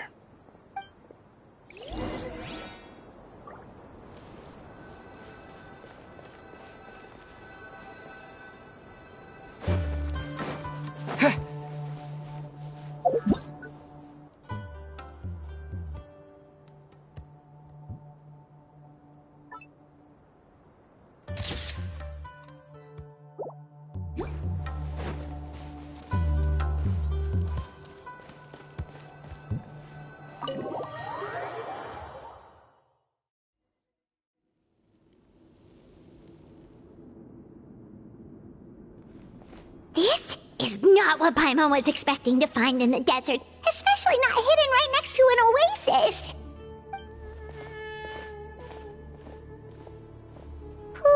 Paimon I'm scared. They must have kidnapped Cyrus. Do you think this is the guy Rocka met in the tavern? What's wrong? Thinking about your professor? I just hope for your sake you haven't done anything you might regret. Me too. Hope I haven't done anything to incur your wrath.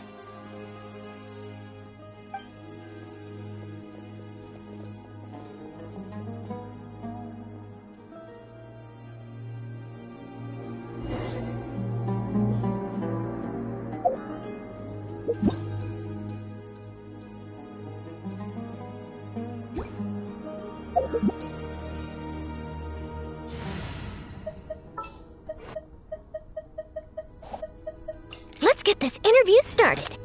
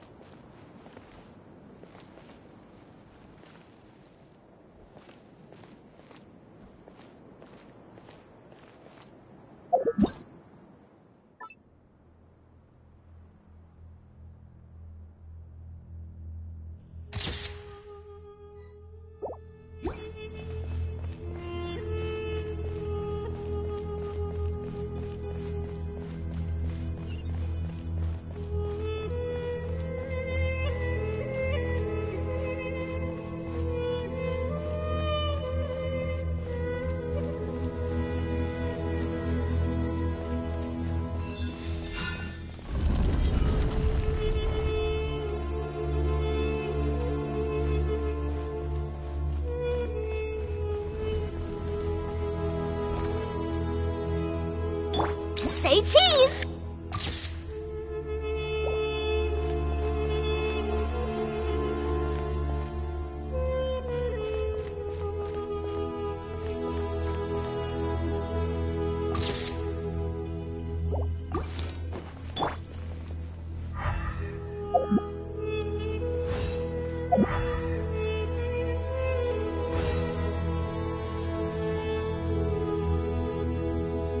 All right.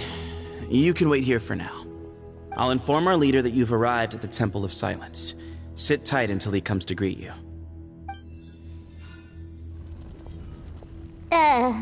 So he's just gonna leave us here unattended?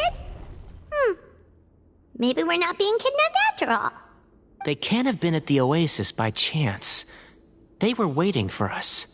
Whoever the leader is here, they were obviously counting on us showing up. So this is the Temple of Silence. After leaving the rainforest, they hid themselves here? Hey, look! That guy's coming back. Don't worry. Someone will come and call for you soon. What's your name?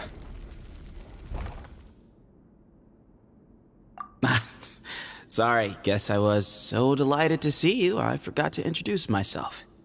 My name is Sethos. I'll be here if you need me, but I'm not planning on answering all of your questions. Other than that, you can occupy yourselves however you see fit. So we're free to explore by ourselves? Yep. I mean, I'm not worried about you running off. Cyrus is here. And unless I've misunderstood, you're all quite anxious to see him again. He's right. Well, if we've got some time, we might as well take a look around.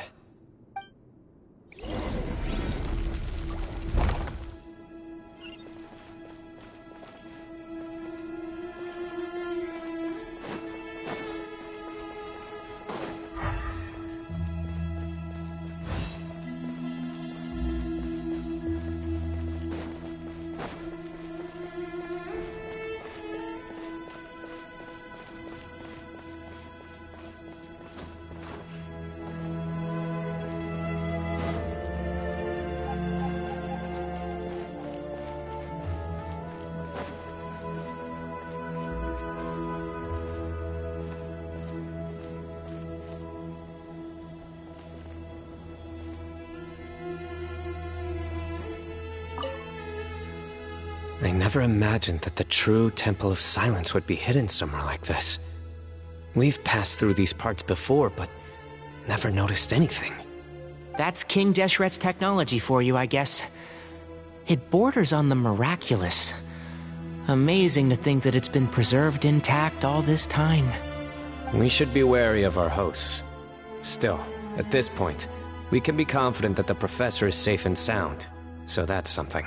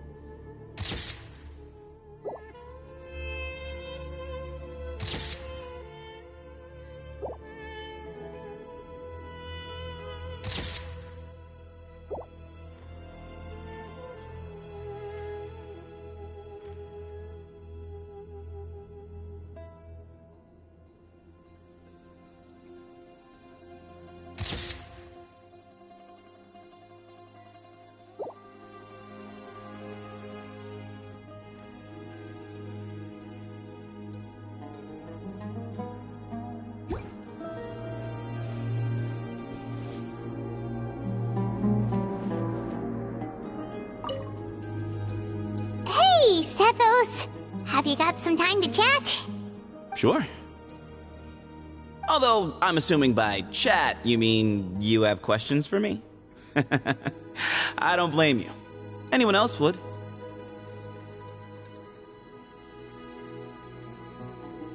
Not often. The Temple of Silence is a place of quiet and solitude. We don't get too many visitors.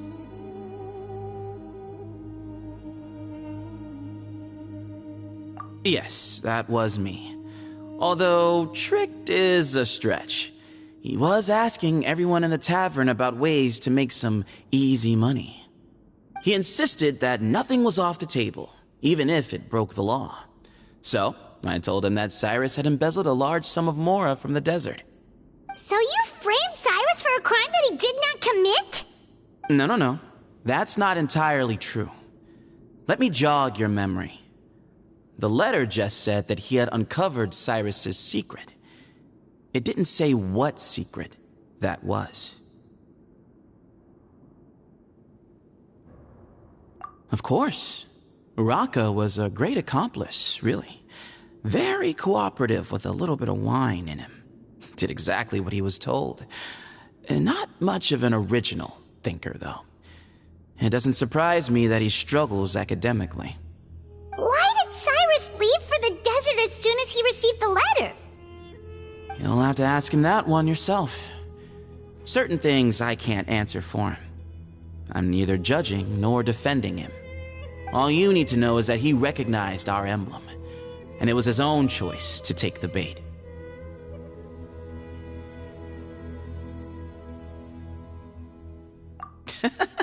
What kind of question is that? He's the General Mahamatra. Everyone in Sumeru knows who he is. Right, but back at the Oasis, you can't have known who he was for sure, or you wouldn't have asked him. So, what we're really asking is, have you never seen him in person before? I've lived in the desert my whole life. Guess you could say I've never had the pleasure. Ugh, why does Paimon feel like this guy's not being straight with us?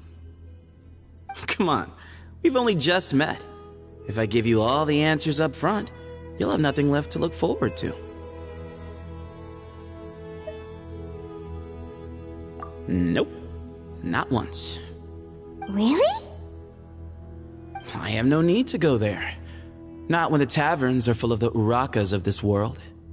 Besides, we're well aware of what goes on at that place. Spies? It's not as clandestine as that. The city gates are wide open. Anyone's free to walk in. You can find out all you need to know just by walking around town and hearing the word on the street.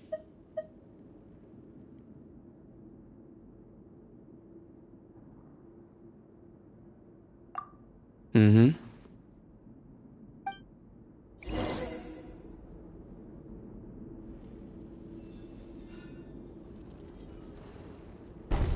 Ah, here he is.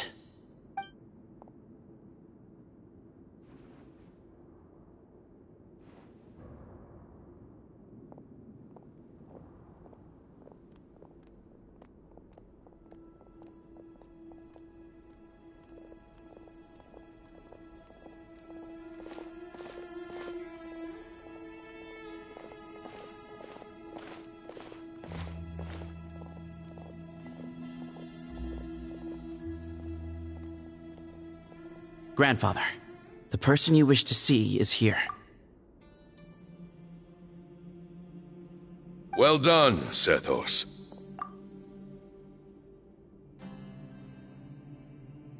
Greetings, one and all. I am Ba Moon, the current leader of the Temple of Silence. I know why you are here, and I thank you for your patience. Bring him out.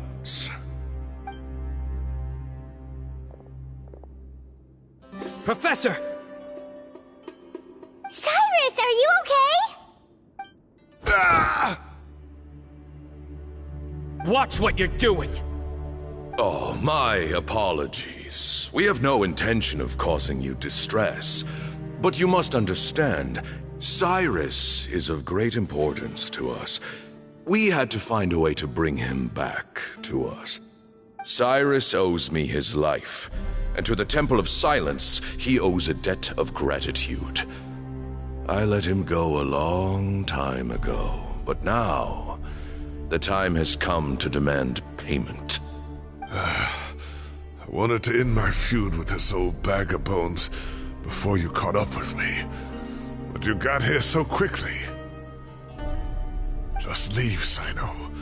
This is a matter between us two old men. You're all too young to get involved. So that's why you didn't want to report the letter. You'd made up your mind to come here from the beginning. You only left in such a hurry to try and throw us off your trail. Some things in life catch up with you, no matter what you do. You shouldn't have come. That alone brought the others. Cyno didn't make us do anything. We came here for the same reason he did. To rescue you. We'd appreciate you telling us the truth. Otherwise, it seems a little unfair on everyone who had to stay behind. My secrets are secret for good reason. Bringing them to light can only lead to misfortune. You're afraid, aren't you? You can't bring yourself to speak of your past deeds to the students you nurtured as if they were your own children. You recognized our emblem because for many years you lived among us. Indeed, you all but became one of us. You knew as soon as you saw the letter that we, not Uraka, were the ones speaking to you. It threatened you only because you know what you did. Your own guilt convicted you. For you, Cyrus, are a traitor. You once shared your learning with us, and joined us in our mission to revive the might of Hermanubis, to bring new hope, new opportunity. But then you betrayed us. You bargained for your independence with your past contributions. And then you left, taking with you Hermanubis' might and the wielder of his power. We both know what I said to you that day. that as the leader, I grant you permission to leave, but that one day the sands of time will catch up with you, and when that day comes, you must pay the price you owe. You really know how to hold a grudge. Hermanubis' might? And the wielder of his power? Does he mean you? Professor, anything to say? The moon is right. I came here once before. They rescued me from the brink of death once, many years ago in the desert. When he learned that I was a scholar, he invited me to come here and revive the might of Hermanubis together. It was a great, daring plan, and one shrouded in secrecy. The Temple of Silence had been bereft of Hermanubis for too long. The strength of its faith and its warriors were waning. Bamoon proposed that we implant bar fragments, shards of Hermanubis, into the bodies of suitable vessels.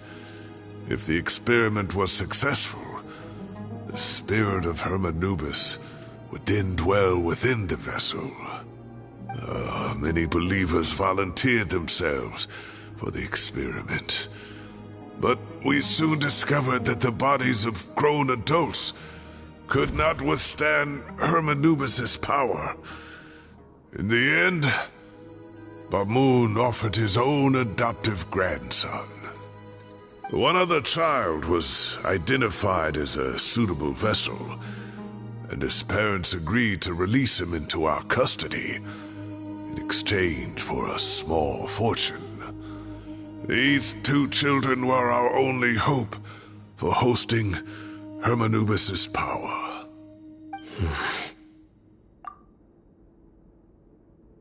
For many years, the Temple of Silence had been in possession of 2 Ba fragments from Hermanubis. As remnants of his raw power, they were exceedingly rare treasures. The test subjects were sent into a room that had been prepared for the ceremony and instructed to approach the Ba fragments, whose power had been amplified.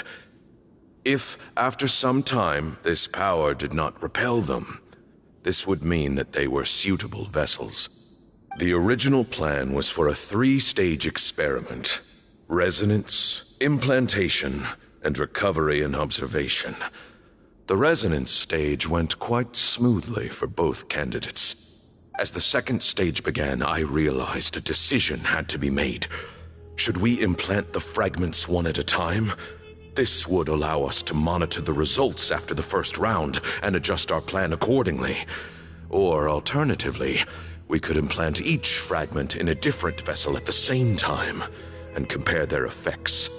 But as I was deliberating, both Ba fragments suddenly became active. They glowed with a light we had never seen before. I knew that if they were not implanted right away, they would disintegrate and be gone from the world for good. Our 2 vessels had both displayed great promise by successfully resonating with the fragments. Under the circumstances, the thought of implanting both fragments into the same vessel seemed out of the question. To preserve our faith and our power, we implanted each of them with a single fragment. Ultimately, I ended the experiment and left, taking one of the children with me. In recognition of your past contributions, I chose not to send someone to hunt down and kill you both. Your lives were spared, but I have paid a great price for your betrayal ever since. I have always wanted to see you, Cyno. Losing you and your Ba fragment dealt us a devastating blow. We've been in decline ever since you left. I see. So that's how I gained my power. Look, in essence, I borrowed your Ba fragment for a decade or so. And now you are seeking justice. If you want to take my life, then so be it. I'm an old man now anyway. But you cannot lift a finger against Cyno. He is the General Mahamatra. Your actions would be seen as a declaration of war against the Academia. I'm sure you don't remember anymore, dear Cyno, but you've met us all before. You were so young then, when we all gathered around and celebrated the revival of our Lord. You and he, Sethos, you were our final hope. You'd like me to return my power? As a follower of Hermanubis, I have allowed this power to remain in the rainforest for far too long. Now, it is time to reclaim it. That power is not yours to reclaim. Cyno was chosen by the gods. You cannot take what they have bestowed. You are wrong. Cyno was chosen, but he was not the only one. My child, Sethos, has the same gift as he. So those are your terms for freeing the professor? Despise me all you want. My sins are my own. The Temple of Silence is an innocent party. It is because of my foolishness all those years ago that the Temple's glory has waned. And now I must take responsibility for the decision I made back then. So what you're saying is, the power of one Ba fragment is not enough? You're asking me to return the one in my possession, so it can be implanted in him instead? Divine power causes great suffering to those who wield it. How do you know that Sethos would be able to withstand it? He is no longer a small child. But regardless, this burden is ours to bear, and your objections mean little given that you turned your back on us long ago. Both my heart and mind are telling me that what you are proposing is a terrible idea. However... Don't listen to him, Cyno. That power is no more yours to give than it is his to take. You have to understand. I know. But if this is a question of your freedom versus a fragment of power, then... there is nothing to debate. Sorry to interrupt, but in my view, there are a number of contentions here that still need addressing. Say that Cyno refuses to return his power, and you also refuse to release Cyrus. Then, we are at an impasse. I find it hard to believe that you went to all this effort without planning for that possibility. You're trying to gauge where we stand while keeping your remaining cards close to your chest. Well, my stance is, put the rest of your cards on the table. Then we can have a discussion. Wait, those ears... So, we have a descendant of the Valukashuna in our midst. Splendid! Fate smiles upon us after all. Everything we have longed for, Hermanubis will provide. Perhaps this very day we'll...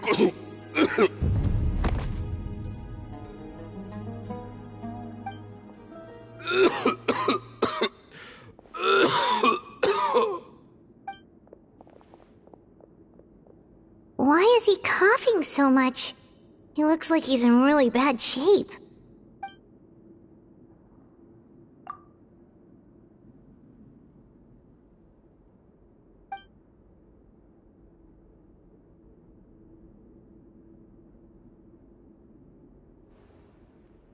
Pamoon, you... Take our leader back to his room.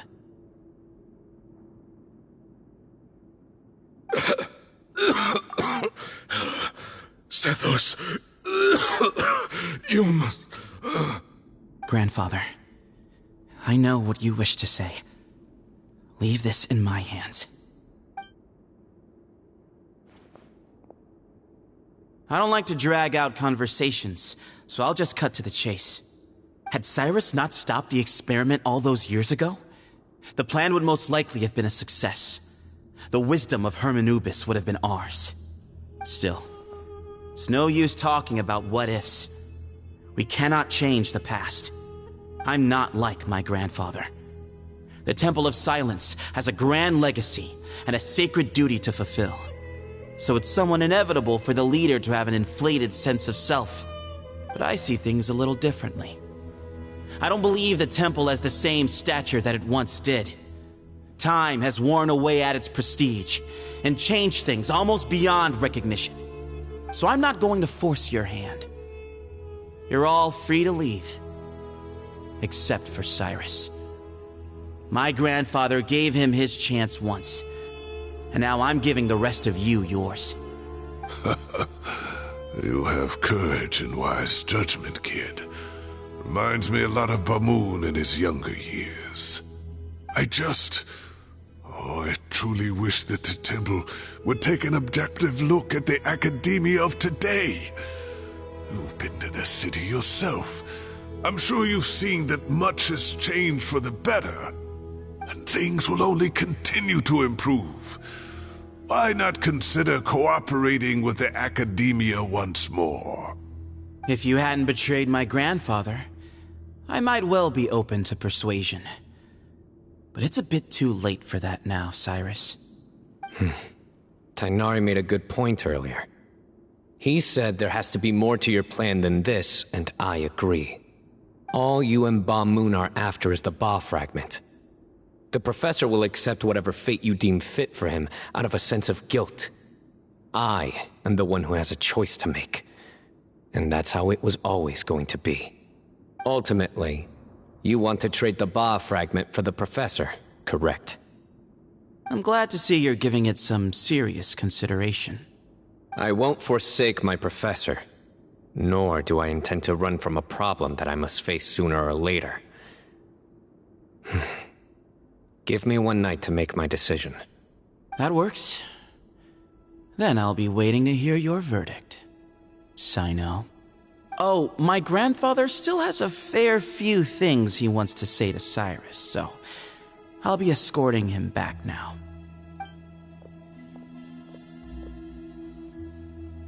Are you sure about negotiating with him? I need to think this through. Everyone, let's meet again later tonight. Until then, take some time for yourself. Alright, well, don't put too much pressure on yourself, Cyno. If you need any help working things out, just come and find us.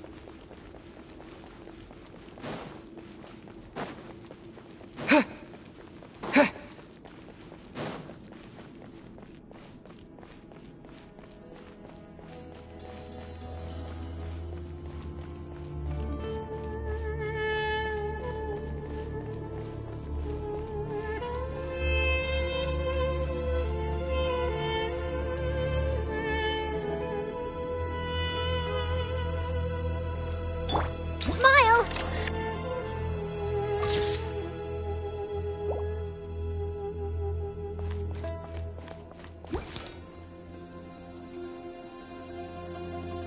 I've taken some time to reflect on this. If I had to guess, Professor Cyrus came to the desert knowing that he would almost certainly never return. He's a stubborn man who tends to double down when he feels strongly about something. We won't get anywhere trying to convince him to escape. I agree. My master Nephis says the same thing. Once Cyrus makes up his mind about something, he won't listen to reason. So that's one thing. A few other things come to mind too. You've heard all you need to hear about the Temple of Silence, so on that, I don't have anything to add. My own memories of this place are hazy, though. Probably something to do with the overpowering presence of the Ba fragments. That might explain why I suffered from constant headaches and fevers as a child. I do remember having some fleeting moments of profound emotion when vague images would appear in my mind. But I don't recall much, only bits and pieces. I was still young then, and all I could understand was that there was a strong will inside my mind.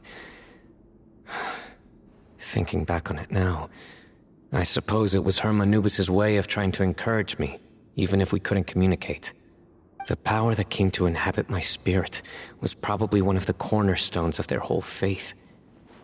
So if the will and might of Hermanubis is a real, intangible thing, and they are its rightful worshippers, then... You're not gonna give in to their demands, are you? Surely there has to be another way! No. I have no intention of returning it. I need this power to protect Sumeru. But the temple has the right to make the final decision over its fate, since it belongs to one of the 7 pillars of King Deshret. So I will challenge them head-on, and win the right to wield this power for myself, fair and square. This reminds me of something Alhaitham mentioned to me just before we left. He said that the Temple of Silence was originally founded by the ruling elite of the day. Traditionally, such organizations are bound by a strict and ancient code of nobility.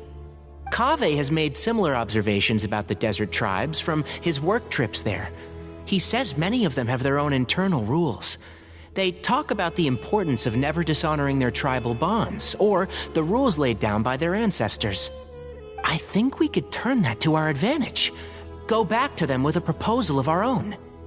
Wow, and just like that, we've turned the tables on them! Looks like we have the same idea. Turn it back on them now while we still can, in terms that they cannot refuse. That's how we win this.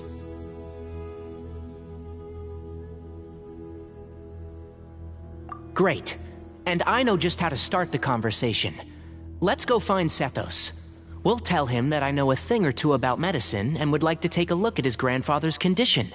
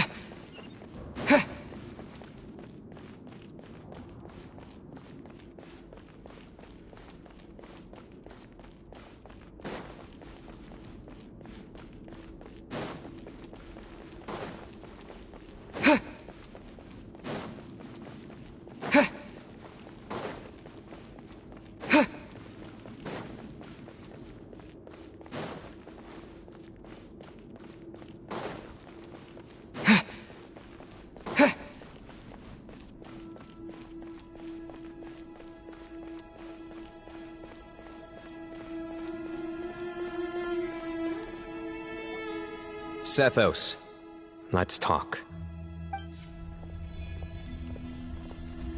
Have you made up your mind? We'll get to that, but first, I have some degree of medical training, so I was wondering if you might let me take a look at your grandfather? I have no objections, although we do have our own doctors here. I doubt you'll be able to tell us anything we don't already know. Only one way to find out. Follow me. Keep your voices down. We don't want to disturb him.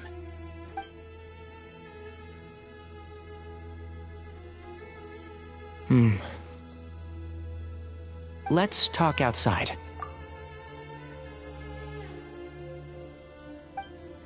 Bamoon has fallen into a deep coma, and his prognosis is quite grave. I'm sure that your physicians have come to the same conclusion. He appears to have sustained a serious injury in his youth, which has been exacerbated over the years by the heavy burden of work and now by the effects of old age. Regretfully, I must inform you that, based on what I've seen with patients in a similar condition, he doesn't have long left. A few days at most. Yeah. I've known for a long time. You're his heir, aren't you? You clearly have a lot of respect for the man. But you also see things differently. You have a broader range of concerns and a more pragmatic approach. So tell me how we can end this on your terms. Let's find a way to bring all this to a resolution while Bamoon is still alive to see it. That's what really matters to you. I know it. Yeah, there's no time to waste here. You know that better than anyone. You know, the two of you are actually in a very similar predicament right now. Both of you have a very different perspective from the men who raised you. Right. And you didn't create this situation. They did, but somehow you've ended up having to make the tough decisions. You're right. We both look at this problem very differently than the people we inherited it from. I accept, Cyno. This all began because of Hermanubis, so let's end it with the rite he himself created. Legend has it that when Hermanubis first arrived in Tuletula, he sparred with the city's residents. He and his two companions proved their mettle by fighting over several days, winning the support of many fine people. That group of supporters were some of the first members of the Temple of Silence, and the sparring matches were enshrined as one of our founding rites, the rite of duels. It's where it all began. Sounds very fitting. I'm in. As a fellow vessel of Hermanubis, your ties to the Temple of Silence run deep. So I will permit you to participate in this rite, along with your chosen companions. 3 against 3. Sounds good. However, I have some additional terms. As the challengers, you must win all 3 of your fights to win. And Cyno, both of us must put our Ba fragment on the line. The winner takes them both. Letting Cyrus leave with one of the Ba fragments was a mistake, made by my grandfather out of pity. It is a long-standing issue that must be addressed for the Temple of Silence to move forward. I can make no concessions on that front.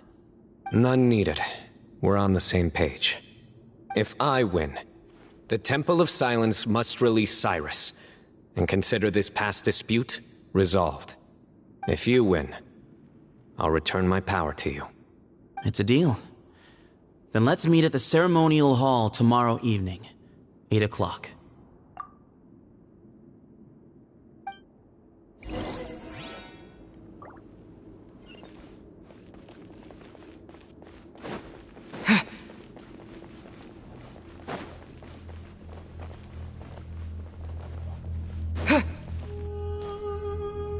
Well, after how that went, there's definitely no turning back now. There never was. Turning back hasn't been an option for me since the moment the professor slipped away to return to the desert. You have to win. You need this power, both as General Mahamatra and for yourself. Yeah, that's right! Besides, it stayed with you ever since you were a small child. Surely that's a sign it thinks of you as its rightful owner. Both as General Mahamatra and for myself. Yeah, when you put it that way, I've had to overcome a lot to tame this power and claim it for myself. Not everyone could have done that. Exactly!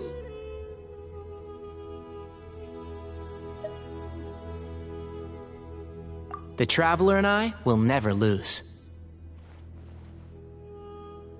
And neither shall I. The desert was home to an ancient and great civilization that, for a variety of reasons, fell out with the civilization of the rainforest. It's just as Dia said. Prejudice has pushed people apart. But there must be personal factors at work here too. I can't shake the feeling that Bamun cares for many more things than he lets on. And I don't think that Sethos is any kind of villain. He's just doing what he thinks is best. Tomorrow, everything will be resolved.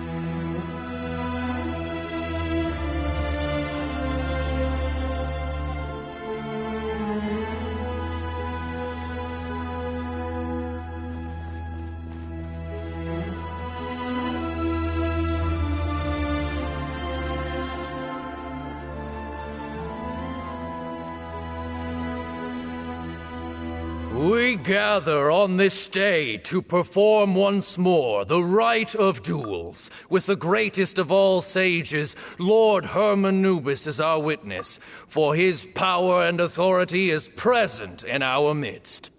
This is our most sacred of ceremonies, and no disruption from the audience shall be tolerated. It is incumbent upon all to observe the duel with the utmost respect and reverence throughout the proceedings. Representing the Temple of Silence, the Defenders.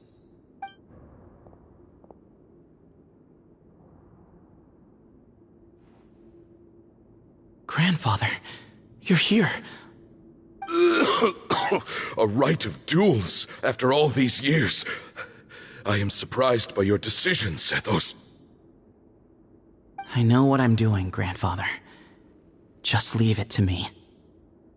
Representing the Academia, the Challengers. Ready. We will fight to have our voices heard. Warriors, take your positions and decide on the order of battle. We come not to debate what brings our challengers here, nor what will become of the defeated duelists. Duelists, the might of Hermanubis himself is at stake here. Now, fight. Fight until the rightful victor is proclaimed. Huh? Are you sure? I agree. He's very strong. Sending him out first will definitely intimidate the opposing side. Okay, then you're second. Sure. We have decided. So have we. Let's begin. Duelists of the first bout, please step forward.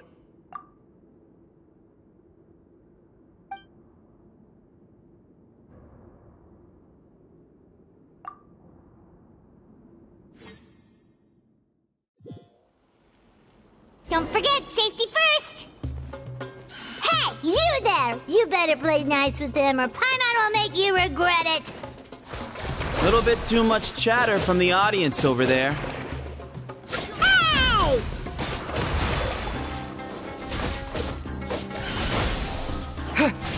Hey!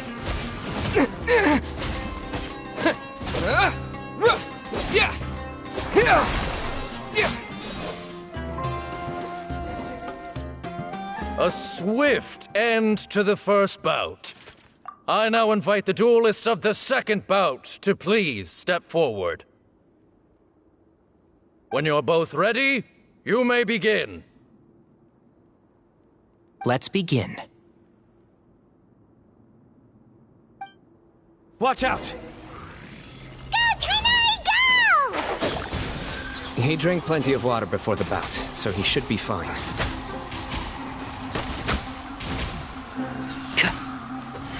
Let's nip that in the bud. And shroud.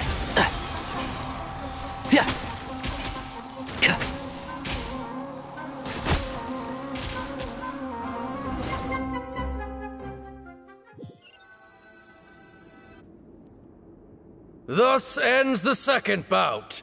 We will now move to the third bout. Duelists, please step forward. I'm ready. So am I. This is the final stage of the rite. I remind you both that the terms you agreed upon in advance are binding. When you're both ready, you may begin.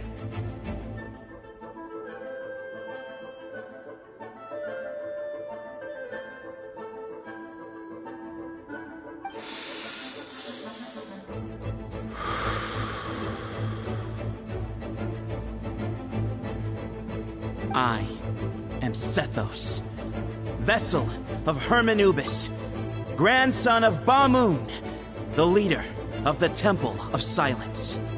For many years, we have kept our covenant with Lord Hermanubis by guarding the secrets of King Deshret. And even in our darkest hour, when we could not see a way forward, we chose not to abandon hope, but to embark on a brave new experiment so that we might prevail. We earnestly sought Lord Hermanubis' wisdom and power, longing to see his spirit and his light descend upon us. Now, I will fight to become the rightful wielder of that power! I am Cyno, General Mahamatra of the Academia, student and successor of Cyrus, the Sage of Spantamad. I fight in defense of my power, my professor, and my nation. And you. I think you left some things unsaid. This is a sacred duel, and Hermanubis is watching. So bare your soul. Everyone, old and young, fit and frail, they're all waiting to see how this duel will end. My grandfather is a wise leader. He is also known to be a ruler who is not afraid to get blood on his hands. I understand his beliefs well, and I know what he expects of me. But our faith has held us back for too long. After I grew up, I went to the rainforest once, and I saw for myself the people of the city. Times have changed. The people of Sumeru are happier and more free now than in the past. I thought about this as I stood at one of the tallest points in the city, gazing down at the streets below. Then I thought of you, Cyno. You and I both wield the same power, yet the lives we lead could not be more different. Each Ba fragment of Hermanubis stands for something different. Might, glory, and one of many other secrets that have yet to be revealed. I once thought that the nature of our fragments must be what makes us so different from one another. But maybe it's that you've found your answer. and I am still searching for mine. I am more than just a warrior. I am my own person. Exactly. The name Hermanubis has left its mark on both of us, shaped the course of our lives. We are his vessels, and yet we are more besides. So show me your answer, Cyno. Show me I can be more than my faith, more than the power I wield. Show me the person I can become!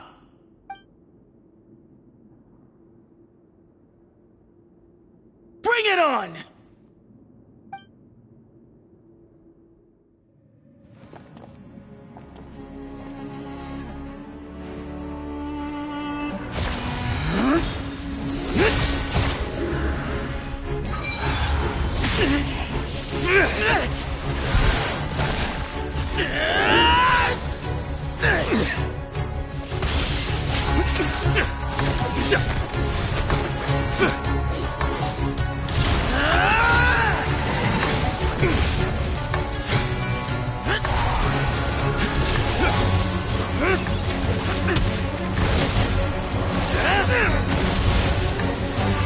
That's all you've got? What happened is searching for your answer.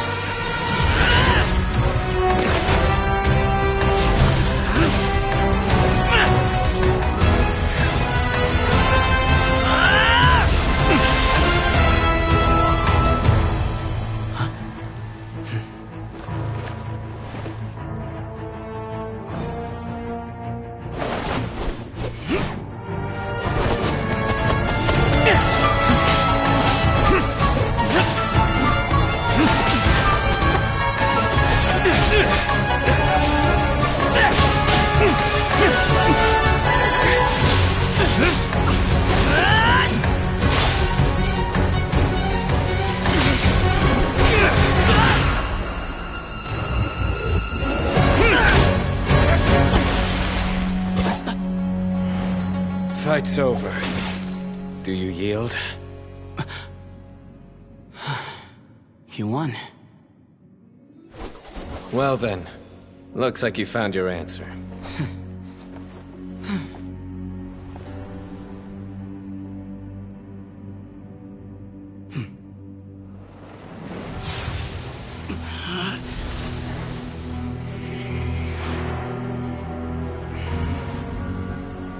I give his glory to you.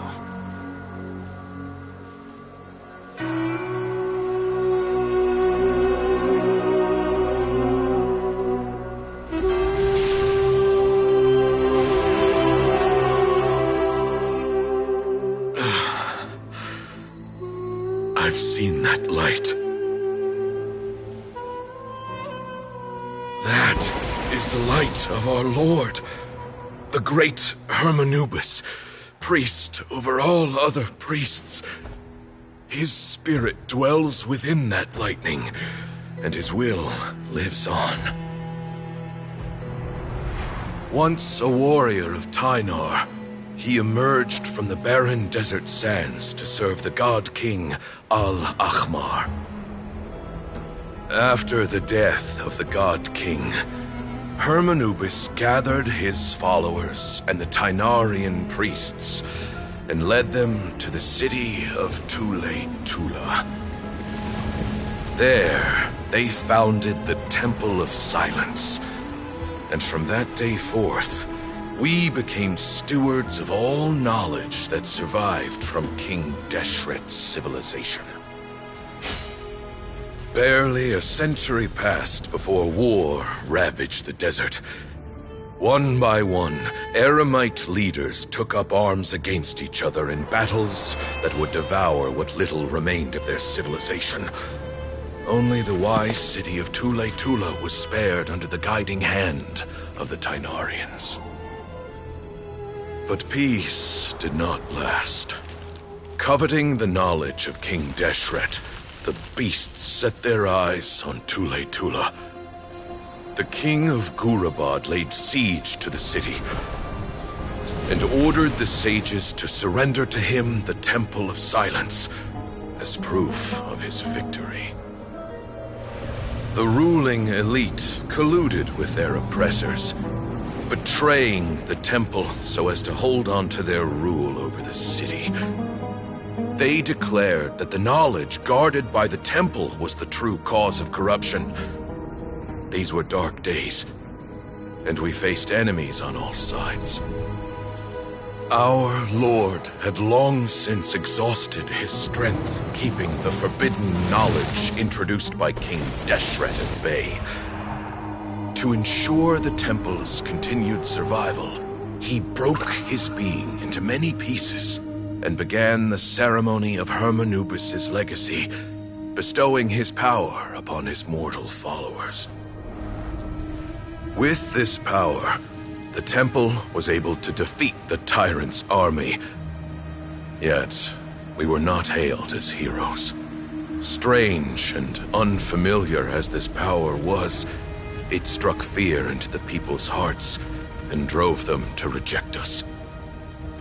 In the end, the people of the temple and the Tule Tula Tainarians left the city for good and made their way to the rainforest. What followed next was inevitable. The elite of Tule Tula fell and were decimated. War engulfed the desert. And we wandered from place to place, always in hiding, all the while keeping close watch over our secrets and staying true to our mission. Betrayal forced us out of the desert and into the forest. Then mistrust drove us from the forest into the desert once more. We have lived in exile for far, far too long. Yet, today, the Temple of Silence has borne witness to the glory of Hermanubis once more. Thank you.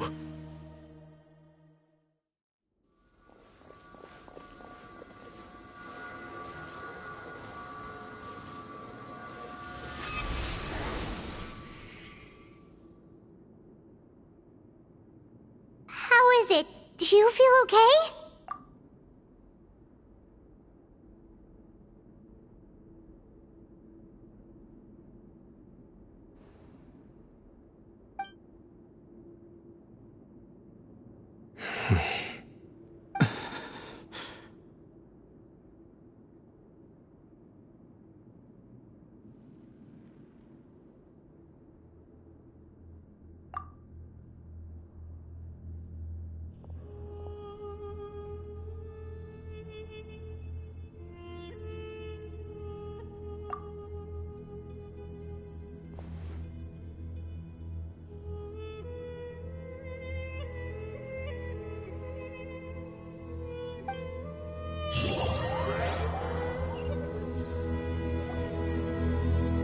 Grandfather.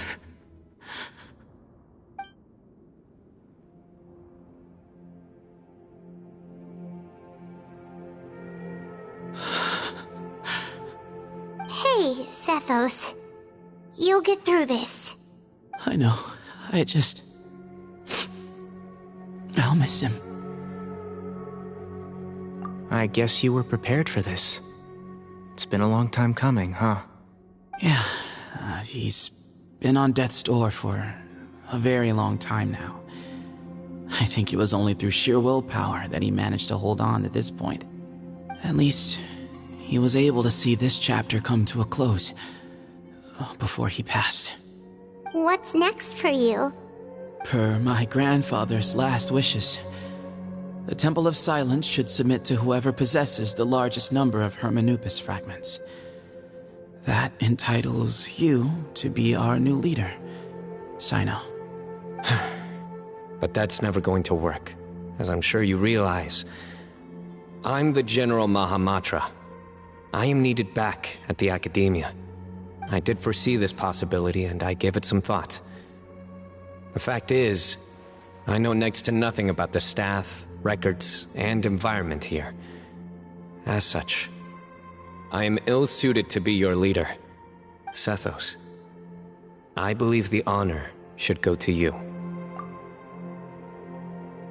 Were it not for this duel, or indeed if you had other intentions, the Ba fragments would most likely be in your hands by now. I'm sure Ba-moon never meant for anyone but you to be his successor. You really think so? I do. Still, I didn't think Ba-moon looked very surprised by the final result. Perhaps he had an inkling that this would be the way things end. Well, in any case, since the Ba fragments are with me now, I guess I can call the shots. Sethos, I would like you to succeed Ba-moon as the new leader of the Temple of Silence. You are more suited to the role than I, and I have complete faith that you will be an excellent leader. Just think of it as doing me a favor. But doesn't that render everything that we've been through up to now meaningless? No, it doesn't. This experience has allowed us to become friends, which means that the Academia and the Temple of Silence will become partners once more. That's a much bigger deal than you might think, Sethos. You said yourself, times have changed. You have to believe that things can change for the better here at the temple too. I will try. To be honest, I couldn't have asked for a better outcome. Actually, part of me wonders whether Ba-moon's intentions from the very beginning was just to create enough pressure to force us towards a duel. That way, no matter who won, one of us would have to surrender our Ba fragment, and the power of Hermanubis would be concentrated in one single person. Had you won, the Temple of Silence would have doubled its strength. And were I to win, he correctly anticipated that I wouldn't suddenly drop everything to become the leader of the temple, much less integrate the temple into the Academia by force. He knew that the temple's future would depend not just on the guidance of Hermanubis, but the support of the Academia too. So he made it his responsibility to ensure his successor would be free from the burdens of the past. His plan meant that whoever ended up succeeding him, they would have an easier time interacting with the Academia. With one single letter, he lured out the professor. No matter what happened after that, it would result in a net benefit to the temple. And here I thought the General Mahamatra wouldn't care for all these trivial details. You're absolutely right. Grandfather and I considered this from every angle. We had to find a way to mend our relationship with the Academia. In that sense, the right of duels was just a means to an end. Thank you for everything, Cyno. As a gesture of our gratitude, to those that you and Lesser Lord Kusanali deem worthy, I will grant the honor of access to the Temple of Silence for their pursuit of knowledge. The Temple of Silence has a wealth of information on King Deshret's civilization, more than any other organization in existence today. In times when you need information that only we can provide, we will be here to support you. But you must be exceedingly careful with your selection of candidates, lest you lead humanity to repeat the same mistakes. By the way, Tainari, my grandfather was so happy to see you. You are a descendant of the Veluca Shuna, and we are the heirs to the will of Hermanubis. The story goes that King Deshret chose the sage Hermanubis from among the Tainarians and appointed him as his familiar. He went on to fight many valiant battles with his Tainarian companions. They always stood by each other, from the founding of the Temple of Silence to the fall of Tuletula. The Tainarians who left Tuletula joined their human counterparts in the rainforest. A few centuries later, when some of the group returned to the desert, many of the Tainarians chose to stay and put down roots in the rainforest. In all likelihood, those were your ancestors. How fascinating. My father once mentioned that I was named after the Tainarians, but I never knew that my forebears had such a history with the Temple of Silence. I like this story. By the way, has anyone seen Cyrus? Yes, Cyrus. You'll probably find him in my grandfather's room. He wouldn't show it in front of me, but I think he still has many fond memories of my grandfather. If it's true that you and your grandfather really planned for everything to turn out this way, then I guess he didn't really resent Cyrus as much as he appeared to. Who knows? Perhaps all of us. You, me, and Cyrus. We're all just pawns in my grandfather's plan to set things straight. He was awful like that. Someone's got to make the decisions when history is at a crossroads. I will make a detailed report on all of this to Lesser Lord Kusanali, and arrange for an official delegation from the Academia to come and meet you in the desert.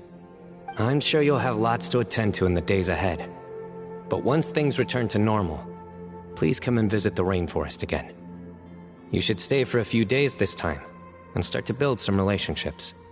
If we're going to work together, both sides have to get to know one another better. I will. All right, well, bye for now, everyone. I'll be seeing you. See you soon. Come hang out with us anytime.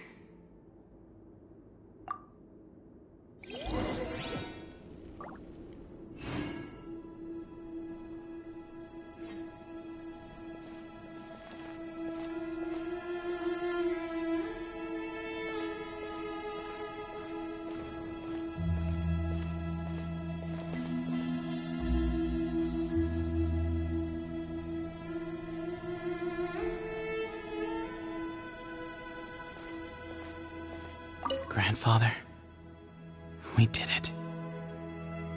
We achieved what we set out to do. From this day on, the Temple of Silence has the chance to work with the Academia once more. Real change, real opportunities. They are now within our grasp.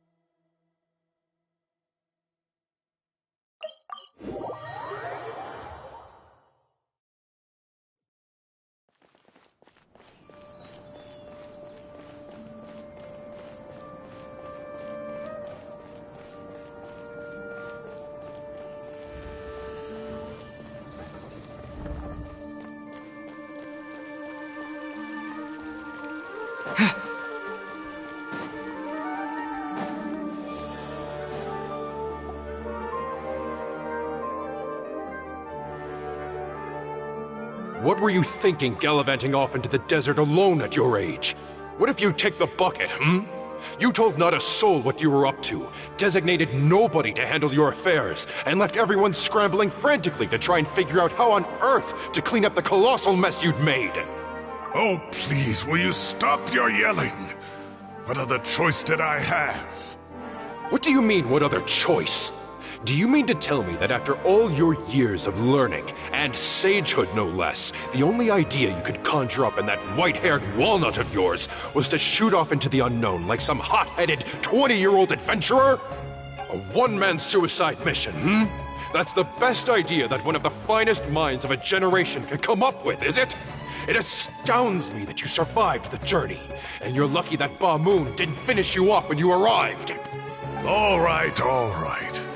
Honestly, the way you're going off on me, it's like you wished you'd been there to lend him a hand. Does it mean nothing to you that I'm your colleague and former classmate? I've got nothing more to say. What's the point of berating an old bag of bones? What do you mean, bag of bones? I'm a flesh-and-blood hero who, despite his old age, saved our General Mahamatra from being stripped of his powers.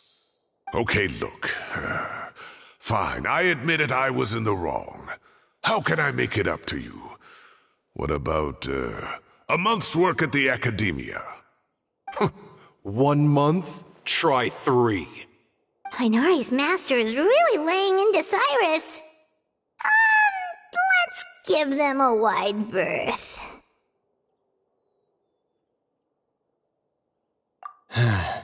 Professor brought this on himself. Don't pay any attention to him. Wow, I haven't seen Master get this riled up in a long time. The last time he chewed someone out like this must have been back when I was still a student.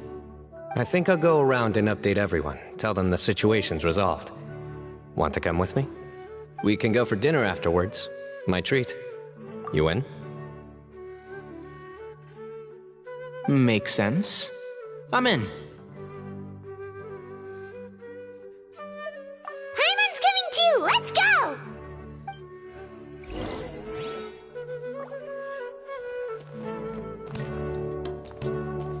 You'd better start packing your things. Report for work first thing tomorrow morning. I'll be waiting for you. What about my allowance? Oh, and is lunch covered? How about dinner? Don't push your luck. Let's not forget who is compensating whom here. Hey, man's gotta eat. Help me figure out something for lunch at least. I'm counting on you.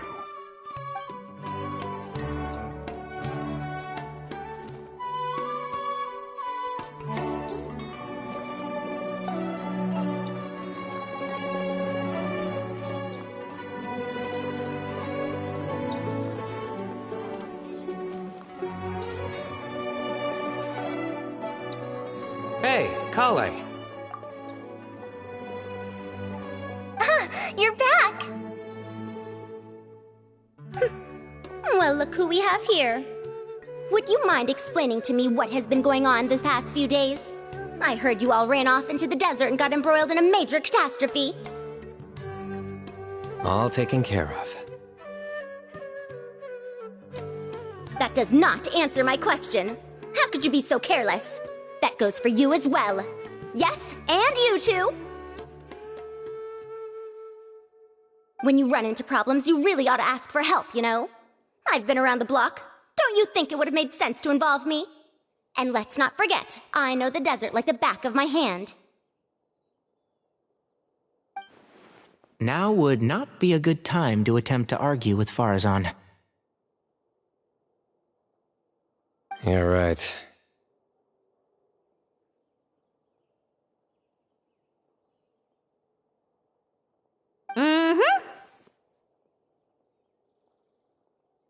It's not the first time that I've had to talk to you about this sort of thing either.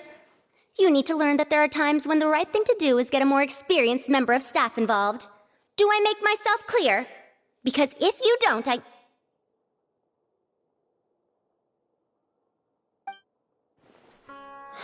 Kale, please do something. He's giving me the signal. All right, guess it's time to play my ace in the hole. Say, Madam Farazan, I can see you're pretty upset, but, I was just wondering, remember that time you offered to give me a tour of the academia? Does that offer still stand? Huh? Wait, did I hear that right? Kale, you remember? Wonderful. Well, of course the offer still stands. Come on, Madam Farazan will show you around the old classrooms.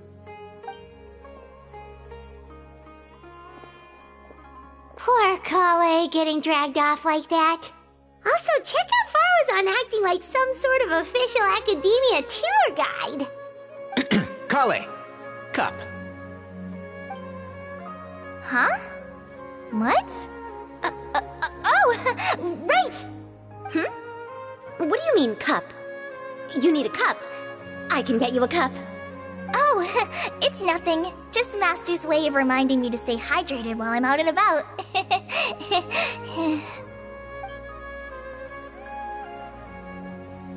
It's code for let's reconvene at the cafe. Tighnari and I used it while we were in school, and it's become something of a family tradition now. Oh, that's kinda fun. Mm-hmm. 2 people left. Let's bring them along, too.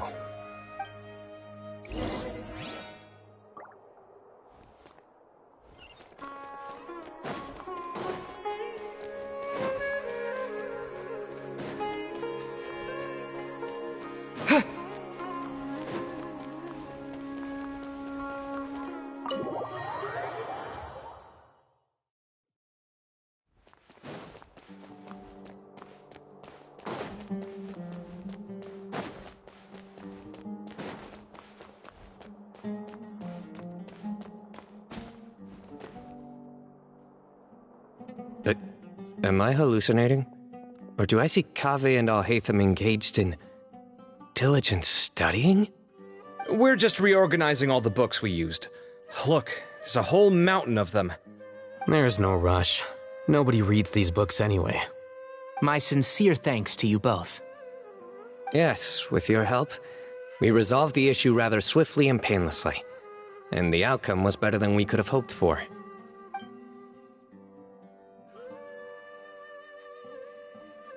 I see. The Temple of Silence resorted to rather unique means of self-preservation. It explains how they managed to remain hidden for so many years. And it sounds like they managed to preserve a whole load of ancient documents as well. I'd love to go check those out if I ever had the chance. That day will come.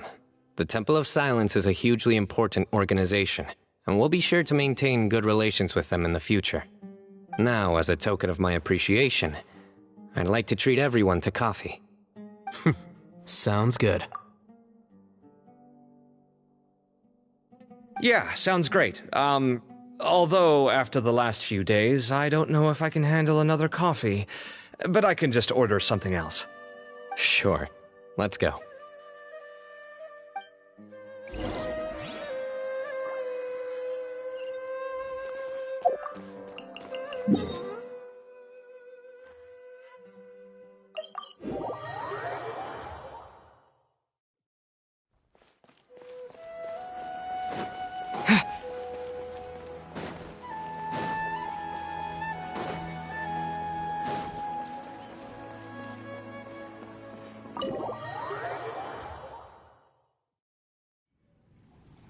And then the Traveler just pounced on their opponent and knocked him right out cold. Then there was Tighnari. He put up an amazing fight too. We ended up winning all 3 bouts. Whoa! Part of me wishes I'd been there to see it, but I'd have been biting my nails off worrying about you guys. A truly edifying account of the events. Bereft of detail, but it has livened up the room all the same. Hey, Paimon included all the juicy details. The Traveler just pounced and then waved their sword like this, then spun around and blocked. Despite winning 3 bouts in a row, you still ceded the position of leader to him. That's very dignified of you, Cyno. Of course. Being dignified comes with being a true champion. I got to be a champion too for once. I've not sparred much with desert folk before. It was a pretty unique experience.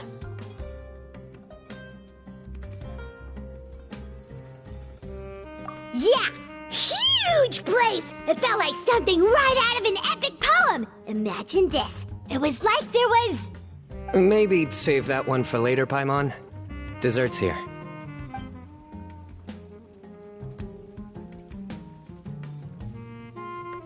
I think that'll do me for today.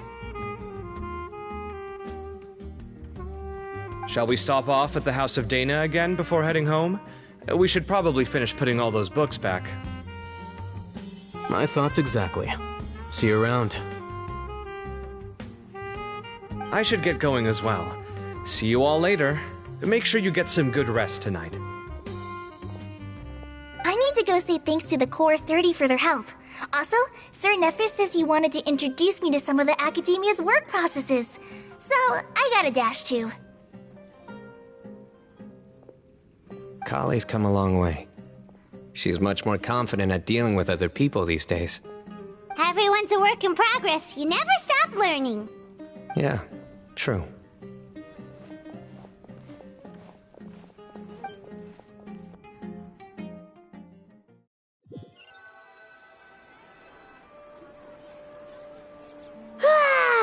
was good. It feels like everything's finally wrapped up now.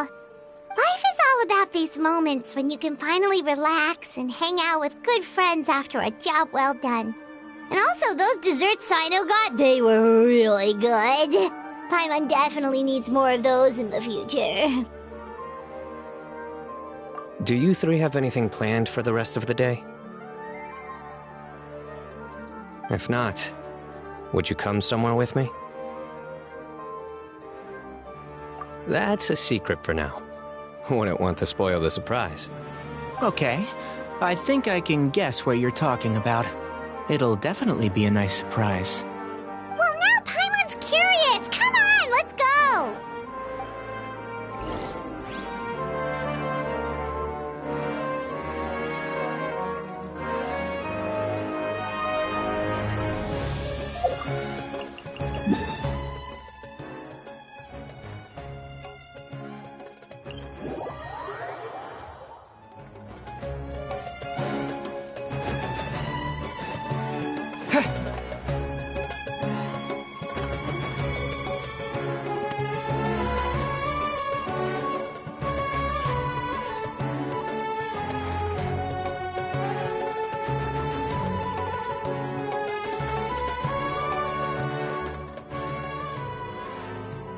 Been a while since I last made my way up here.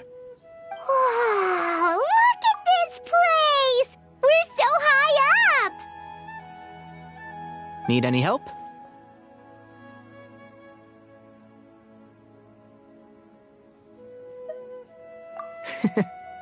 As you wish. It's a nice spot, isn't it?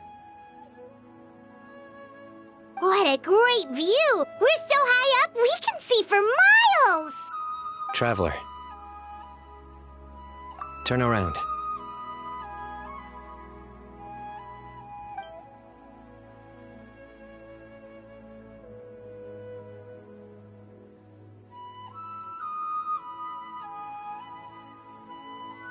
This is my secret base.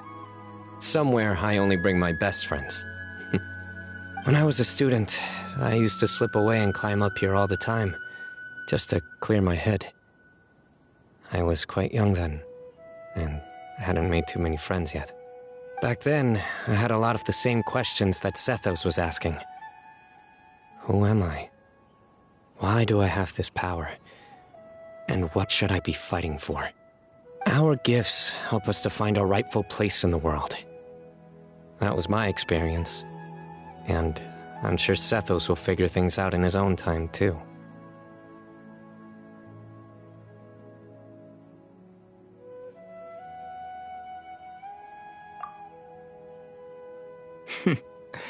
You two really are like brothers.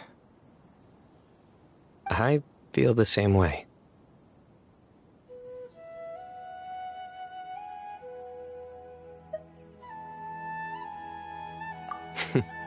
Of course.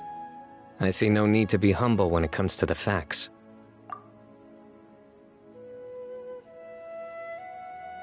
I still remember one time when we came up here to chat and do our homework. Cyno accidentally dropped a fruit. Luckily, he has fast reflexes, so he caught it just in time. That was the one and only time. Nothing will ever slip through my fingers again. Those were good times. I kinda miss the student life. You know, Paimon really shouldn't be able to imagine Cyno doing something like that, but for some strange reason, the mental image is coming through clear as day. Then make it stop. There's somebody there. It's Professor Cyrus. You guys carry on without me. I'll be right back. Okay. Hey, you're not supposed to jump down! Be careful!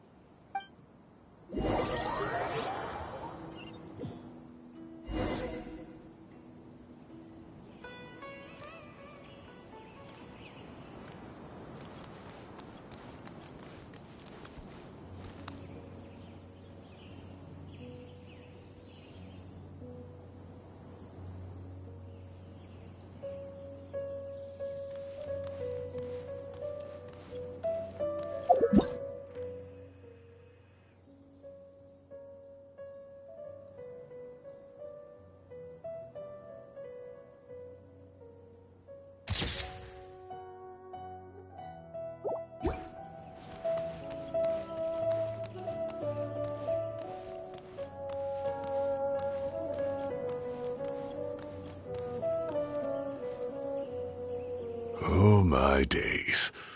I can't believe how stupid I look in this one. Professor, what are you muttering to yourself about? Cyno. Just the man I'm looking for. Guess what I found in some old notebooks? Some old photos?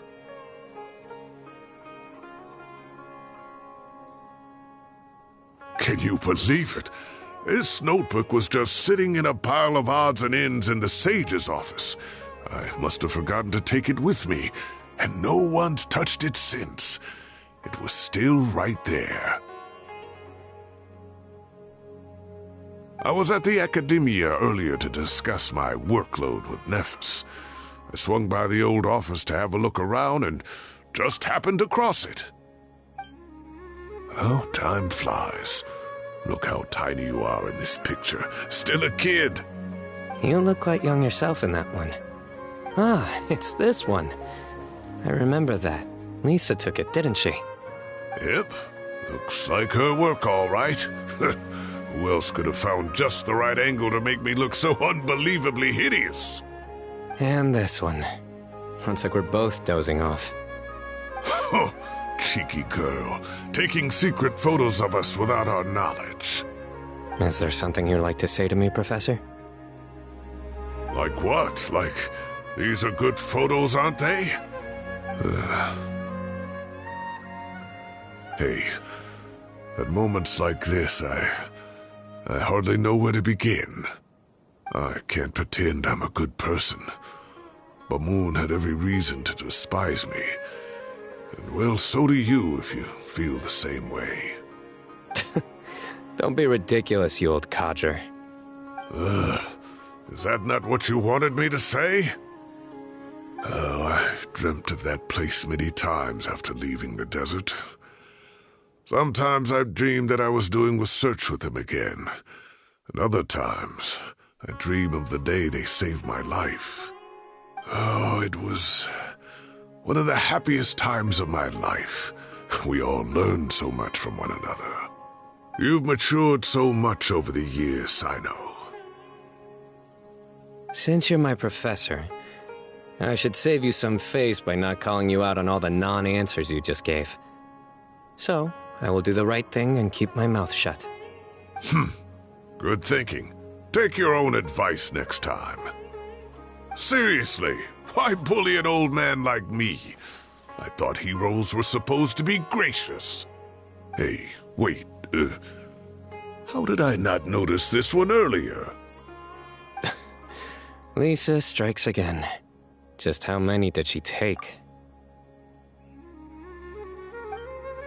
Look how cute you were when you were little. I remember how well-mannered you were back then, too.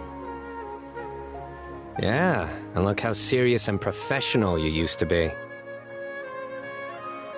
Oh, I can't compete with you anymore. First you get better than me at the deadpan jokes, and now you're besting me at those little quips, too. Don't say that. I still have a lot of respect for you. That's more like it. Hey, what would you say to meeting up with Lisa again sometime? I'd like that. Let's find a time and pay her a visit in Mondstadt.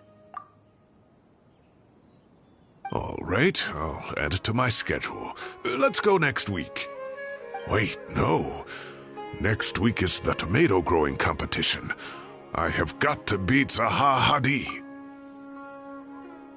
Or you could find a real hobby, Professor.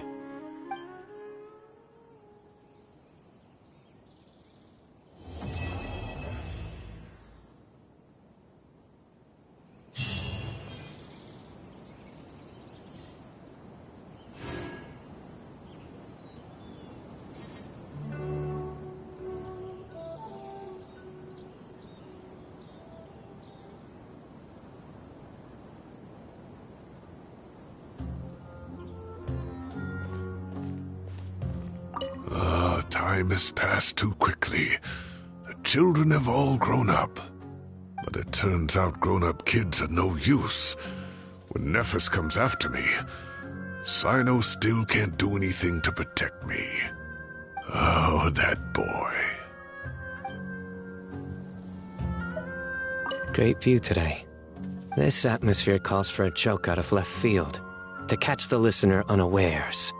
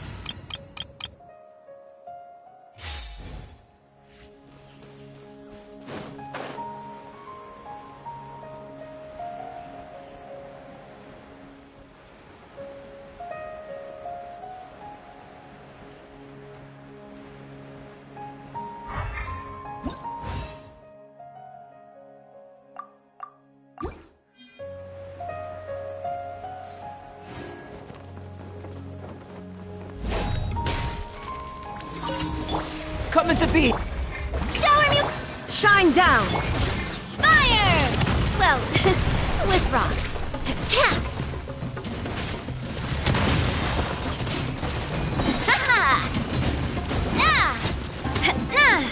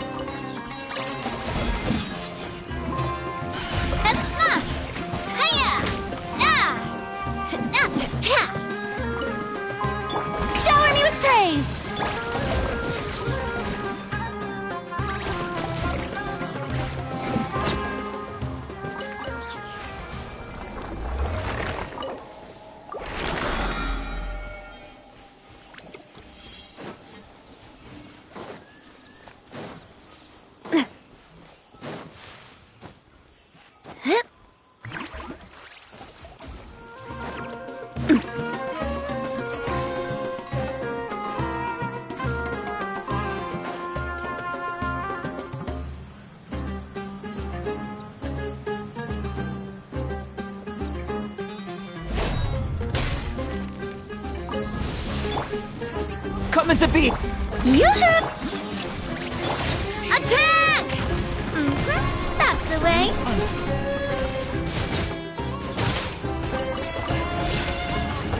Hiya! Ha-ha! Ha-ha! Cha!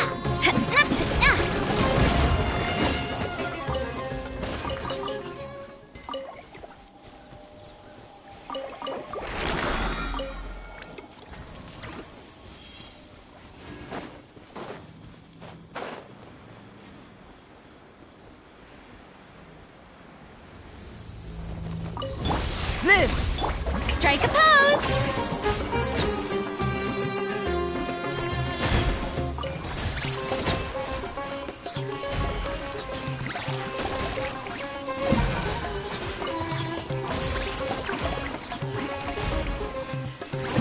Ha-ha!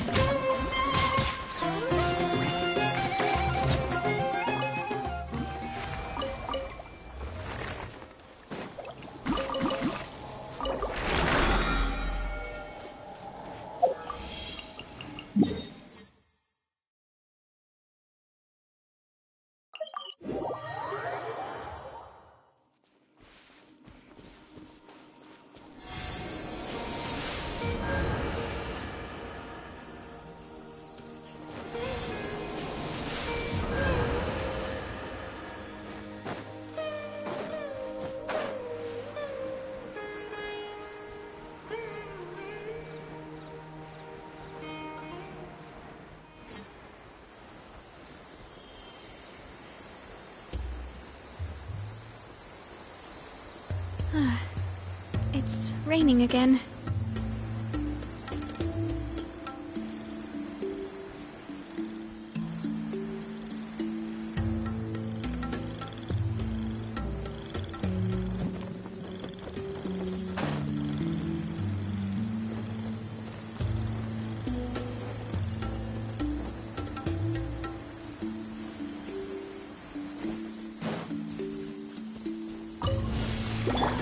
Coming to shower me with the...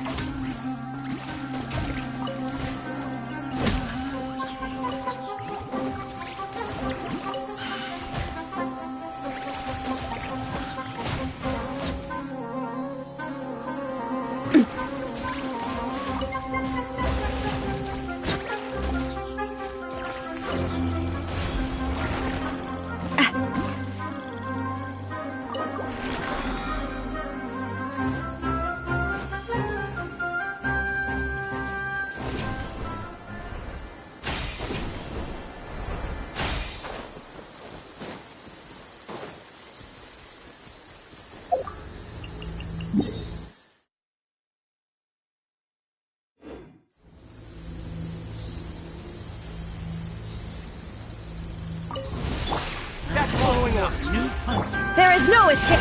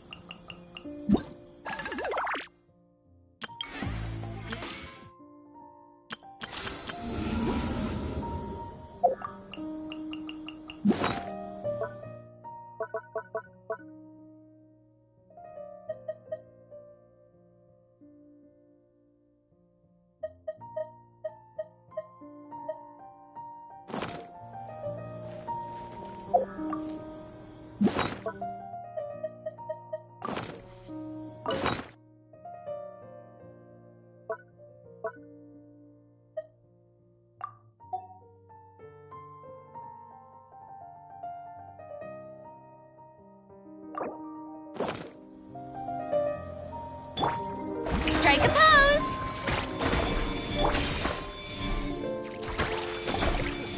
A proper send-off from the Cyno with love.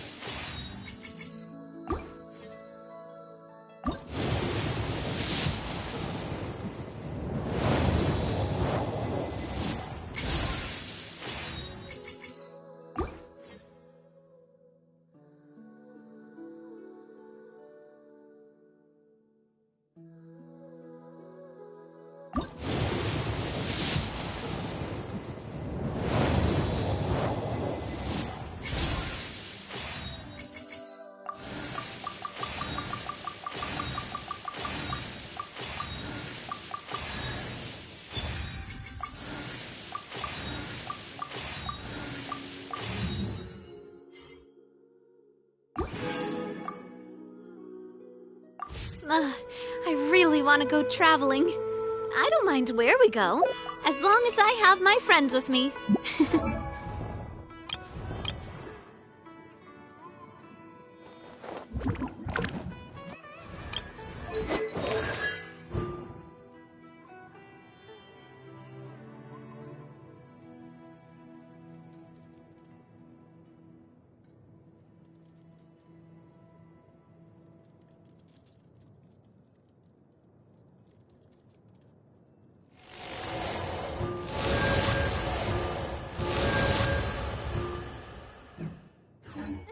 My time with the Spina has taught me that carrying an unreliable weapon is worse than not carrying one at all.